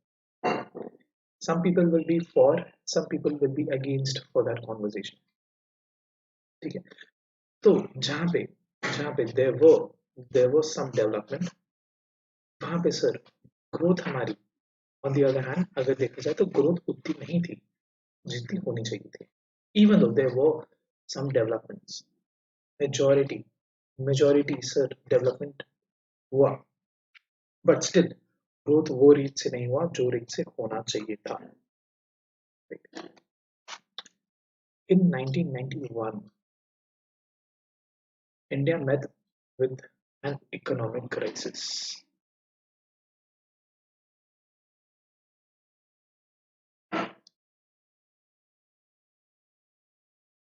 India met with what? India met with an economic crisis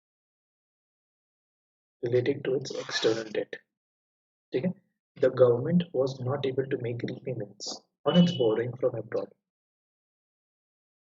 Foreign exchange reserves were generally maintained to import petroleum and other important items, dropped to a level that was not sufficient for even a fortnight. ठीक है. Sir, external debt यानी sir जो हमने बाहर वालों से पैसा लिया था, अब्रॉड से जो पैसा लिया था, ठीक है, we started to face problems in that we were not able to make repayments. Okay, we were not able to make repayments. So, so consequently, our foreign exchange reserves also dropped. Like, देखिए, if there is what if there is deficit, you can either finance your deficit through borrowing or buy ORS. Right? I hope you remember what is ORS, official reserve sale. So, sir, जब we are not able to pay out a debt, अब debt payment के लिए भी क्या लगेगा sir? Reserve लगेगा, foreign exchange reserve लगेगा. If that is being depleted, ठीक है, and it is also used for imports. So we were in an economic crisis because हमारा balance of payment had a huge deficit. Okay. The crisis was further, देखिए आगे क्या बोला है, the crisis was further compounded by the rising prices of essential goods. All these led to the government to introduce new set of policies which changed the direction of our development strategy. ठीक है. So 1991 में we met with what economic crisis. अब ये शुरुआत कहाँ से हुई, background क्या रहा, ठीक है. So it could be traced back to the 80s. The origin of financial crisis can be traced from the ineffective management of Indian economy in the 1980s. कहाँ से 1980s में 1980s में फिर it can be traced back. It can be traced back to where the 1980s. Right?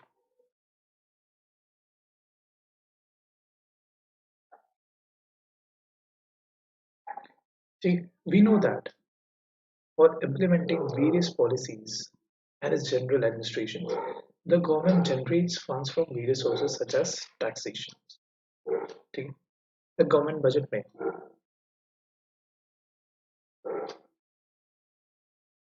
Government budget में हमने देखा था कि सर रेवेन्यू का source,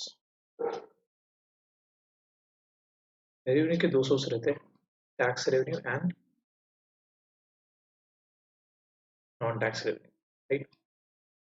So the revenue that was generated through taxes were also not sufficient, and even if we consider non-tax revenue, when expenditure is more than the income, the government borrows to finance the deficit from banks and also from people within the country and also from financial institutions. देखिए, whenever there is, we studied, हमने पढ़ा था that whenever there is a deficit,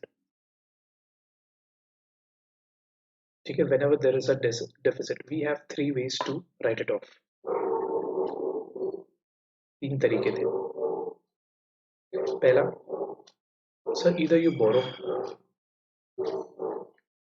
कहाँ कहाँ से कर सकते हो, borrow आप सर आरबीआई से कर सकते हो, ठीक है, लोगों से कर सकते हो बाय वे ऑफ बॉन्ड्स, या फिर sir foreign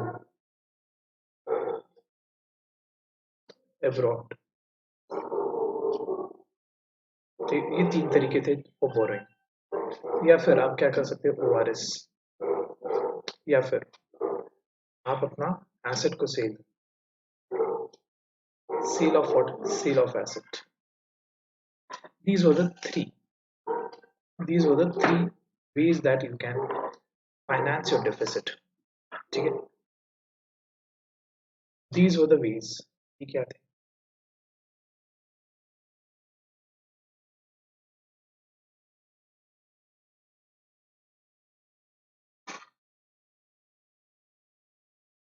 ways to finance deficit.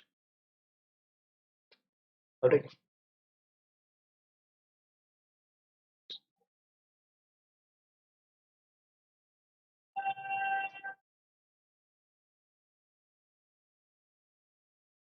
Development policies required that even though revenues were very low, the government had to overshoot its revenue to meet challenges like unemployment, poverty, and population explosion.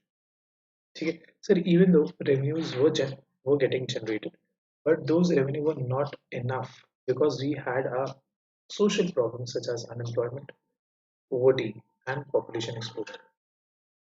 The continued spending on development programs of the government did not generate additional revenue. Moreover, Moreover, the government was not able to generate sufficient from the internal sources such as taxation.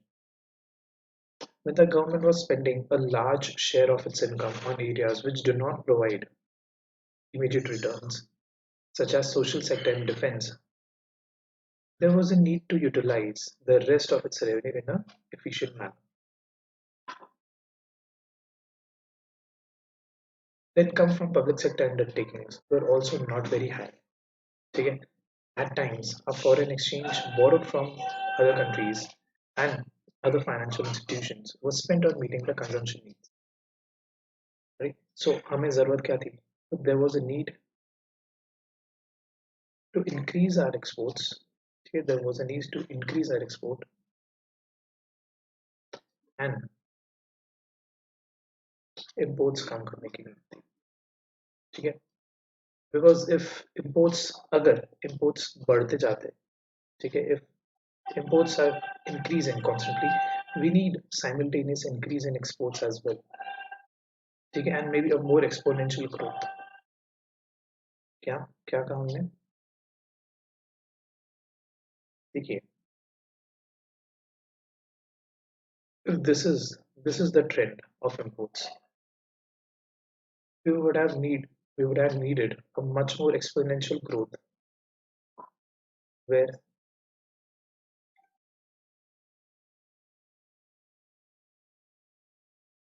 in export a more अब देखिए अगर आप ठीक है suppose अगर मैं एक सीधी line draw करने की कोशिश करूँ ठीक है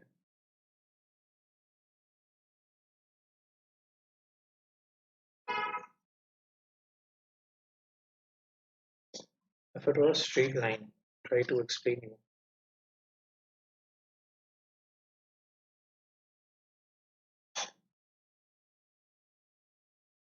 ठीक है if this is import your export should be much steeper than that ठीक है अगर एक लीनियर इक्वेशन बनाए the risk curve का so our export should be much steep ठीक है ये इसका इक्वेशन हो जाएगा ठीक है क्यों because we need foreign exchange we need what we need foreign exchange for our imports ठीक है हमें imports करने के लिए क्या लग रहे थे सब foreign exchange लग रहा था so it was necessary that we shoot up our exports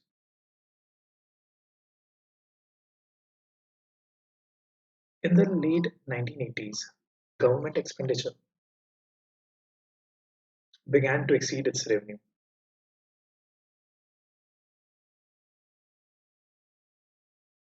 by large margins that meeting the expenditure through borrowings became unsustainable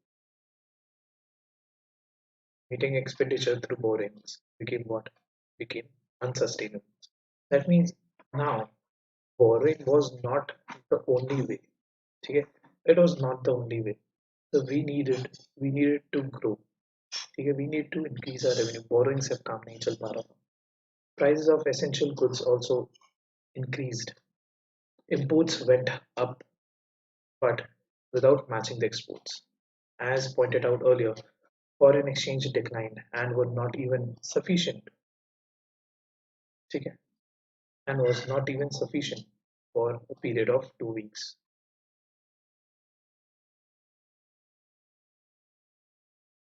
right?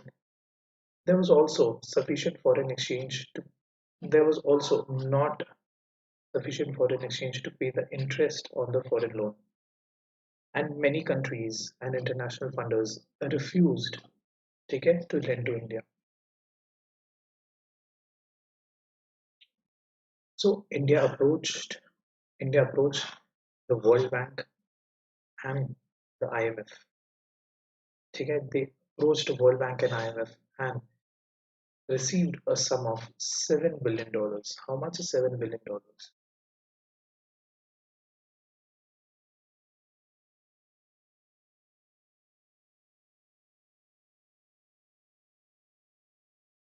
Okay, this is how much. This is $7 billion. Nine zeros. Okay, but for availing this loan, these international agencies expected India. There was a condition. Okay, there was a condition that to liberalize and open up the economy by removing restrictions on private sector, reduce the role of government in many areas, and remove trade restrictions between India and other countries. Now, simply, it means that India had to adopt LPG. Right now, देखिए, the policies, ठीक है,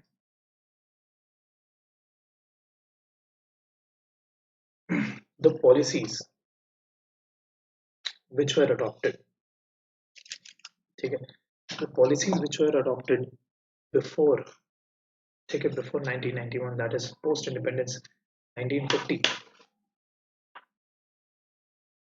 1950 to 90. So those were correct for those times because हम तभी तभी dependent हुए थे and we wanted to behave in isolation. We wanted that economy should behave in isolation. ठीक है, so that एक growth achieve हो सके, but that was not going to happen for long term. ठीक है, it is not suitable for long term.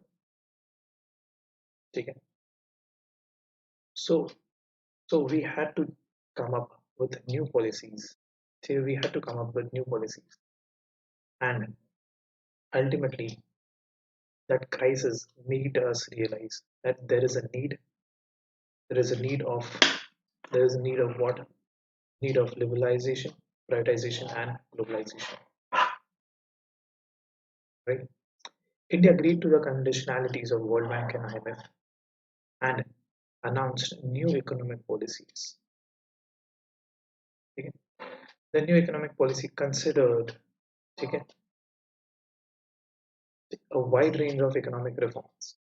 The thrust of policies was towards more competitive environment in the economy and removing barriers to entry and growth of firms. This set of policies can broadly be classified into two groups: stabilization and structural reform functions. अब देखिए, हमारा जो new economic policy था, ठीक है, हमारा जो new economic policy था,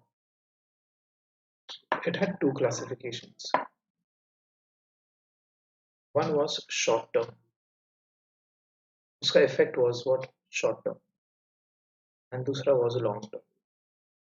ठीक है, short term was which measures stabilization measure, and long term was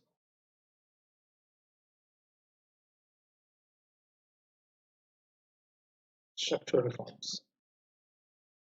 Sorry. So stabilization measures were short term. It looked after those short term needs, and structural reforms were long term. Yeah. Stabilization measures are short term measures intended to correct the weaknesses that were developed in the balance of payment. In simple words, this means that there was a need to maintain sufficient foreign exchange and keep the rises keep the rising prices under control. Simply, so forex बढ़ाओ, inflation कम करो. ये क्या था? So this was the motto of short-term measures. बस. This was the sole purpose of short-term stabilization function. On the other hand, structural reforms policies are long-term measures. ठीक है? aimed at improving the efficiency of economy and increasing its international competitiveness by removing rigidity in various segments of Indian economy. The government initiated a variety of policies which fall under the head of liberalization, privatization, and globalization. So this is why there was a need. ठीक है, there was a need for a new economic policy. ठीक है, the new economic policy लाने का मकसद क्या था? उसका लाने का मकसद था so that our economy can open up to new avenues, alright, and it can become more stable.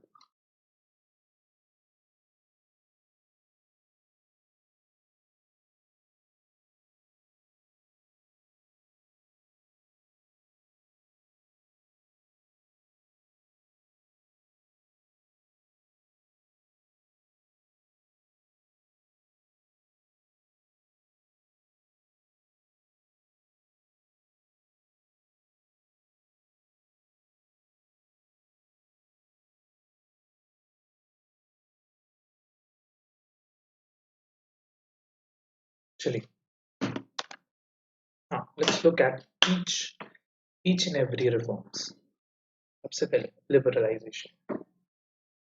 As pointed out, rules and laws were aimed at regulating the economic activities, okay, which became a major hindrance in the growth and development. Liberalization was introduced to put an end on these restrictions and open up various sectors. Though a few liberalization measures were introduced in 80s, okay, a much more comprehensive policies were introduced in 1991. चलिए एक एक करके हर एक sector में, ठीक है, हर एक sector में सर कैसे लिबरलाइजेशन हुआ देखते हैं.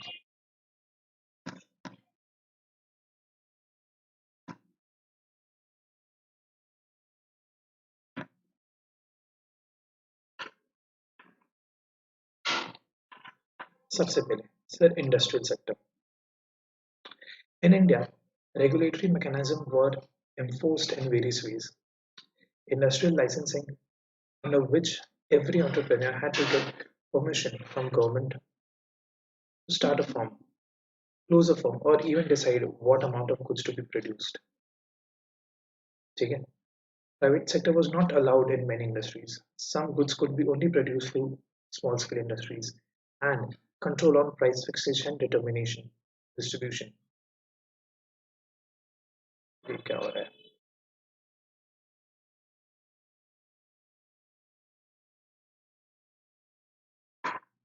Sorry guys, ये ऑटोमेटिकली आगे बढ़ गया. सर कहाँ थे हम? यहाँ थे. राइट. हाँ, अब नहीं हो रहा है, अब नहीं हो रहा है. पता नहीं कभी कभी क्या हो जाता है सर, टेक्नोलॉजी भी कभी कभी साथ नहीं देती है. कोई बात नहीं. Alright, these were the restrictions. Okay, these were the regulations that was imposed on the industrial sector. Okay, तो अब करना चाह रहा तो अब हो नहीं रहा है ये आगे.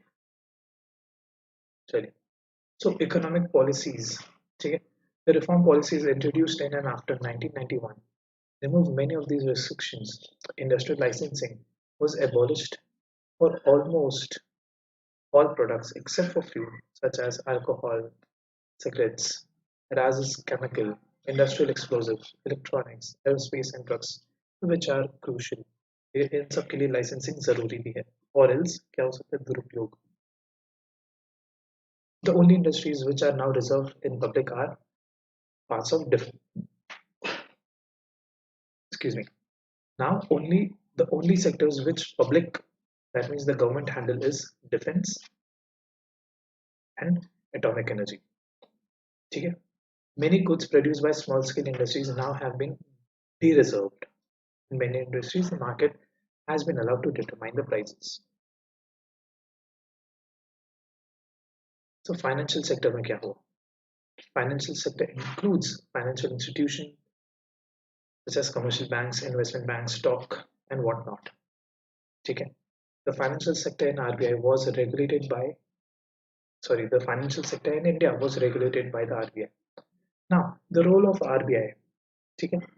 The role the role of RBI also changed.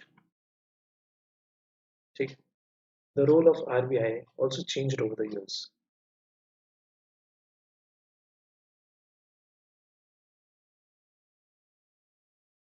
One of the major aims of financial sector reform is to reduce the role of RBI from regulator to facilitator. This means financial sector may be allowed to take decisions on many matters without consulting the RBI. The reform policies led to establishment of private sector banks, okay, India as well as foreign. Foreign investment limit was raised to 74% in such banks. Those banks which fulfill certain conditions had freedom, okay, to set up new branches without the approval of RBI.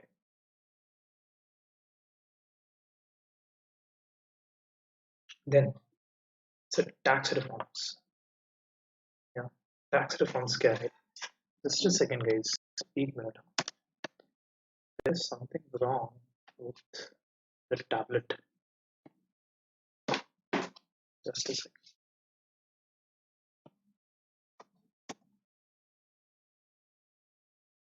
Let me configure it again. कुछ तो गड़बड़ हो रही है. एक minute guys.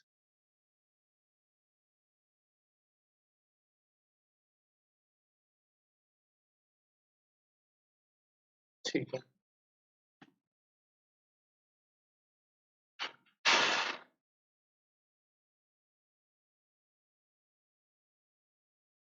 Okay.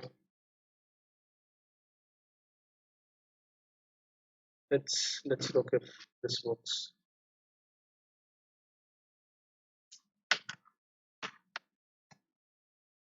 ठीक है. So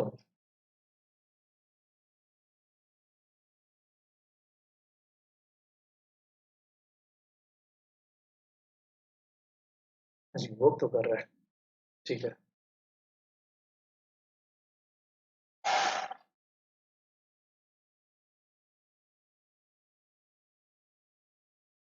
So let's assign it. Just a second, guys. कभी कभी पता नहीं.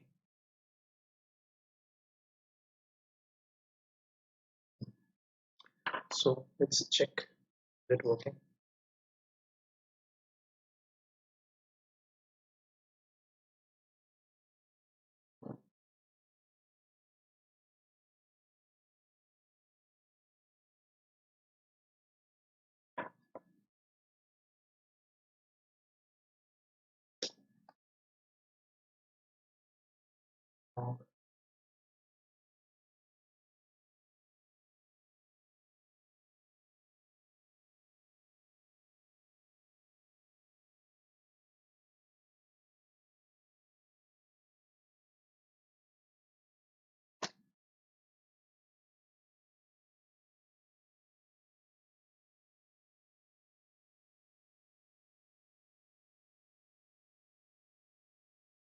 ठीक है. Now it is working. Yeah. So tax reforms. ठीक है.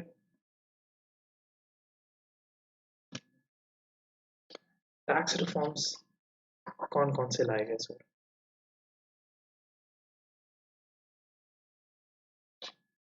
टैक्सेस में क्या चेंजेस आए? ठीक है. टैक्सेस में क्या चेंजेस आए? इट इज इम्पोर्टेंट कि हम एक चीज समझें दैट गवर्नमेंट की इनकम दो चीजों से होती है. गवर्नमेंट का रेवेन्यू जो रहता है, ठीक है, गवर्नमेंट का रेवेन्यू दो चीजों से होता है, टैक्स एंड एक non tax, right? Now the tax is actually the major source of government's income. अब ड्यूरिंग द पोस्ट पीरियड, ठीक है, 1950 to 1990, सर ये पीरियड में taxes were very high. Sir आप 40 to 50% इनकम टैक्स एक्सपेक्ट कर सकते हो ये पीरियड का. ठीक है. सो ड्यू टू दिस क्या होता था? So many of the people used to evade, ठीक है, used to evade tax because just imagine if your income is suppose 10 lakhs per annum, ठीक है, and जनरल एक जनरल आइडिया लेने के लिए, ठीक है, let's say कि फ्लैट रेट लग रहा है, we know that slab rate है, but let's say for example simplicity के लिए flat rate 50% is the tax, ठीक है. So if you are earning 10 lakhs, ठीक है, 5 lakhs आपको टैक्स के फॉर्म में देना पड़ा था. अब अगर ऐसा हो रहा है, so you are not comfortable, no one would be comfortable, right? So there was a need of tax reforms, ठीक है, there was a need of tax reforms and rates को उसके बाद में कम किए गए with a view that more people will now come and pay tax and people will stop evading taxes, ठीक है. Similarly सब corporate taxes भी कम किए गए, ठीक है, corporate taxes भी कम किए गए and recently क्या introduce हुआ,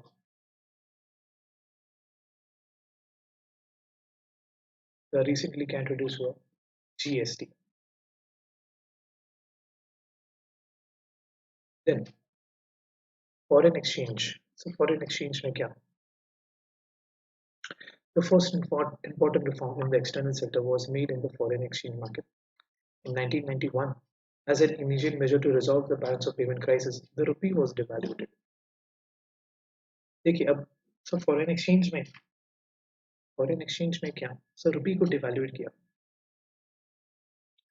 रुपी को गिरा दिया. देखिए अगर कोई कंट्री की करेंसी सस्ती है तो यू विल बी अट्रैक्टेड, ठीक है. इससे क्या एक्सपोर्ट्स को बढ़ावा मिला, इससे क्या मिला, एक्सपोर्ट्स को बढ़ावा मिला.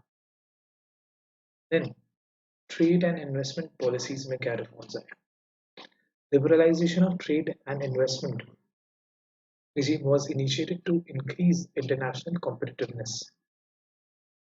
ठीक है, it opened up the barriers, ठीक है, it opened up the barriers for each and every each and every trader. ठीक है, the aim was to promote the efficiency of local industry and adoption of modern technology in order to impact domestic industries. ठीक है, in order to protect domestic industries, India was following a regime of quantitative restriction on import. This was encouraged through tight control over imports by keeping tariffs high. This policy reduced the efficiency and competitiveness of the manufacturing sector. देखिए एक हद तक का ये सही था, but वही चीज है ना सर, एक कोई भी पॉलिसी लॉन्ग टर्म आप नहीं चला सकते, उसमें क्या फेरबदल करनी पड़ती रहती है, राइट, उसमें क्या फेरबदल करनी जरूरी होती है.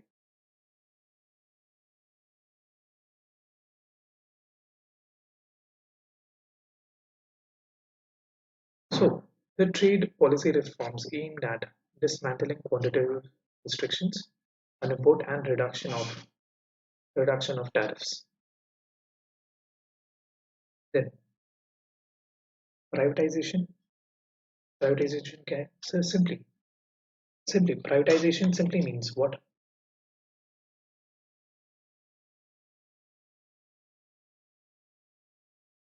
Giving up ownership, ठीक है, from what? From public to private. अब गवर्नमेंट अपनी ओनरशिप कैसे कर सकती है ट्रांसफर सर, पहले तो विड्रॉ कर ले या तो फिर सेल कर दे, ठीक है. सबसे पॉपुलर क्या है, सेल. इसे क्या कहते हैं, डिसइन्वेस्टमेंट. इसे हम क्या कहते हैं, इसे हम कहते हैं डिसइन्वेस्टमेंट, ठीक है.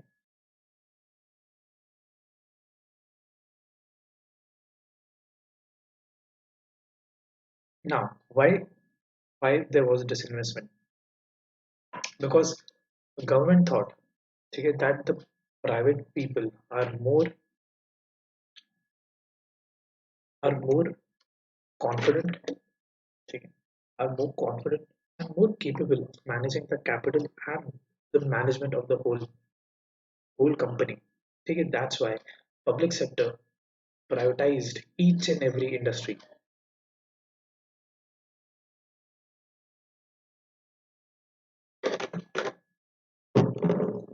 right. Then And globalization. Although globalization to mean is generally understood that integration of economic sorry, it is generally the integration of economy of a country with the world economy. All right. Generally, क्या? To open up the gates. Simply opening up the gates of one's one's country. ठीक है? To open up the gates of one country to the world economy. That is simply what is globalization. It involves creation of networks and activity transcending economic, social, and geographical boundaries. Globalization attempts to establish links in such a way that happenings in India can be influenced by happenings in other countries. It is turning world into one huge market. And one of the outcome one of the outcome of globalization was outsourcing. See, then, sir, are there anything interesting?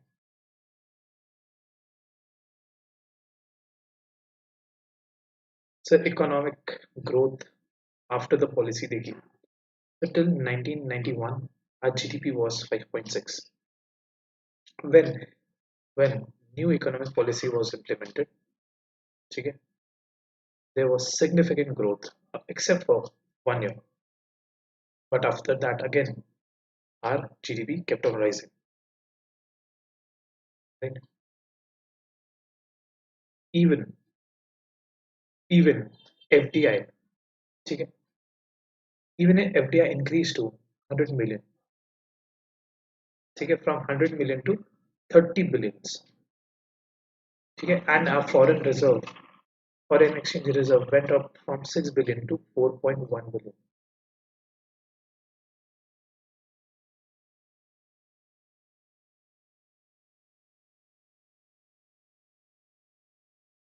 बाकी सब चीजें तो repeated है. We are almost done. We are almost done. We are almost done, guys. चलिए, यहाँ पे क्या होता है सर? यहाँ पे हमारा रिवीजन खत्म होता है. ठीक है, मैराथन सेशन एंड होता है.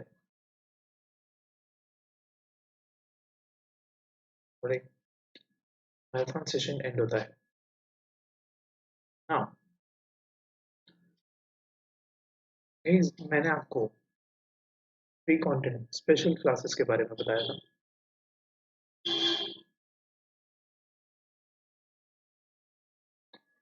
आप प्लेटफॉर्म पे जाके हर एक स्पेशल क्लास अटेंड कर सकते हैं. ठीक है, all you have to do is enter this code while unlocking. ठीक है, SAJYT, बस ये डाल दीजिएगा. आपका क्या सर, आपका फ्री कंटेंट अनलॉक हो जाएगा. Okay, your free content will be unlocked. This code can also be used, ठीक है, for attending quizzes. Quiz attend करने के लिए भी यही कोड लगेगा आपको. Right? Thank you so much, guys. Thank you so much for tuning in. I hope you have a great day. Alright, and don't forget, these exams are near. ठीक है, I highly recommend get a subscription. ठीक है, get a 1 month or 3 months plus.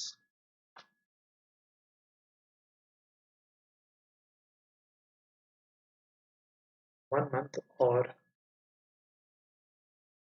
3 month plus. ठीक है, use this code. ठीक है, to get yourself a 10% off. बढ़िया, एकदम बढ़िया सर, एकदम बढ़िया.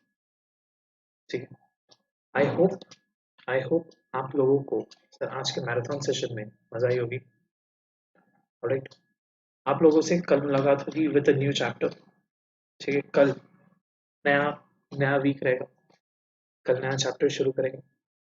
Alright,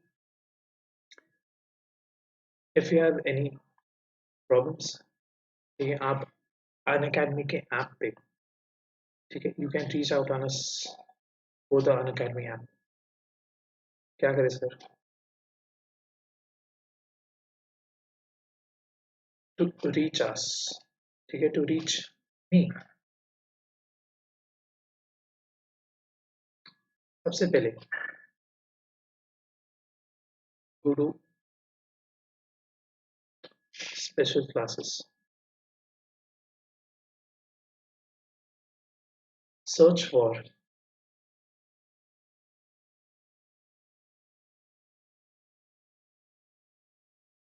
Saurabh Jaiswal,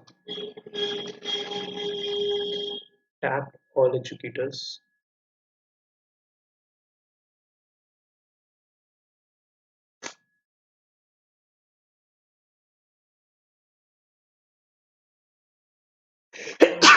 excuse me,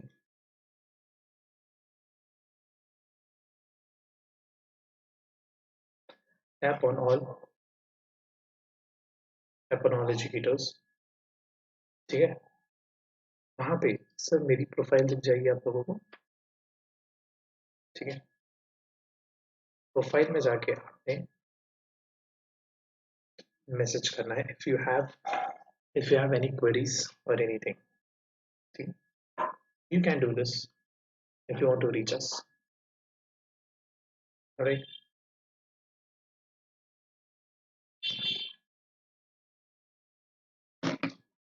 so that's it for today guys, that's it for today। I hope आप ऐसे ही हमारे आगे के मैराथन सेशंस भी अटेंड करें। You can also go and watch macroeconomics, ठीक है सर। मैक्रो इकोनॉमिक्स पे भी क्या है, मैक्रो इकोनॉमिक्स पे भी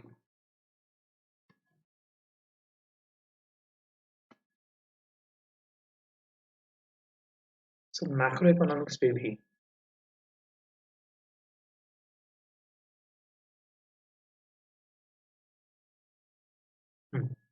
मैक्रो इकोनॉमिक्स पे भी क्या है गाइस, उस पे भी मैराथन सेशंस हैं, आप उन्हें भी जाके अटेंड कर सकते हैं, ऑलराइट। आप इवन आप इवन क्या कर सकते हो सर, जो रिवीजन लेक्चर्स होते हैं ऑन प्लस, ठीक है, उन्हें अटेंड करिए या फिर स्पेशल क्लासेस अटेंड करिए। वहां पे भी आपको क्या मिल जाएंगे, वहां पे भी आपको रिवीजन लेक्चर्स मिल जाएंगे, alright. So we are going to prepare a lot of things, साथ ही साथ टेस्ट दीजिए, ठीक है, टेस्ट देते रहिए, क्विजेस आते रहेंगे, आपको प्लेटफॉर्म पे बहुत सारी चीजें मिलेगी, राइट। स्पेशल क्लास में ही आपको काफी सारी चीजें मिल जाएगी, you can also attend quizzes on special, ठीक है। आपको क्विज, अगर डेमो क्विज अटेंड करना है, आप स्पेशल स्पेशल क्लासेस अटेंड करिए। आप काम करिएगा, आप मेरी प्रोफाइल विजिट करिएगा, ठीक है, वहां पे you will get all the lectures, ठीक है, you will get all the lectures, everything is free, ठीक है, everything is free over there, ठीक है। आप प्रोफाइल विजिट करिए, सारी स्पेशल क्लासेस दिख जाएगी आपको टाइम से, ठीक है। जैसे ही, ठीक है, जैसे ही आपको कोई भी स्पेशल क्लास अटेंड करने के लिए सर एक इनवाइट कोड डालने बोला, all you have to do is type in SAJT,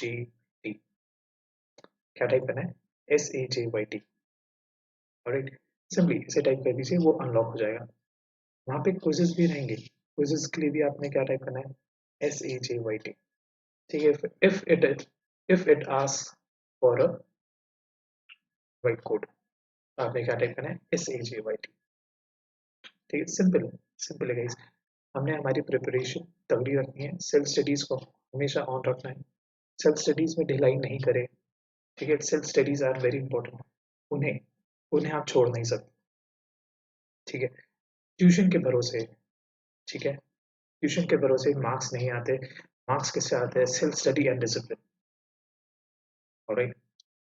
so we we will be here to help you out in achieving your goal, ठीक है। We can help you with the last push, ठीक है।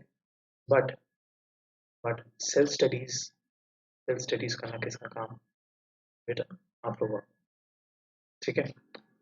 सो जैसे ही अभी sir 22 दिसंबर को announcement होने वाली है डेट्स की, होपफुली हो जाए बिकॉज काफ़ी टाइम से डिले हो रहा है, काफ़ी टाइम से डिले हो रहा है। पहले 10 तारीख होने वाला थी, फिर 17 तारीख को होने वाली थी, अब 22 बोले हैं। लेट्स सी क्या होता है, लेकिन सो जैसे भी जैसी भी डेट्स आ जाए, जो भी डेट्स आए, हमें प्रिपेयर रहना है, ठीक है। रिविजन्स तगड़ी रखनी है, टेस्ट सीरीज देनी है जितनी हो सके। Have proper time management in your hands, ठीक है। Have proper time management in your hands. Don't get don't get lazy. Test paper देते time don't get lazy. Always have a proper schedule, ठीक है। Always have a proper schedule, don't get lazy. Time timer लगा के, जितने भी आज का paper रहता है टाइमर लगा के काम करो, ठीक है। Watch your self because this will help you out in your final exams. Alright, चलिए आप लोगों से कल मुलाकात करते हैं अब। Alright, thank you so much guys, thank you so much for tuning in. Alright, मिलते रहेंगे।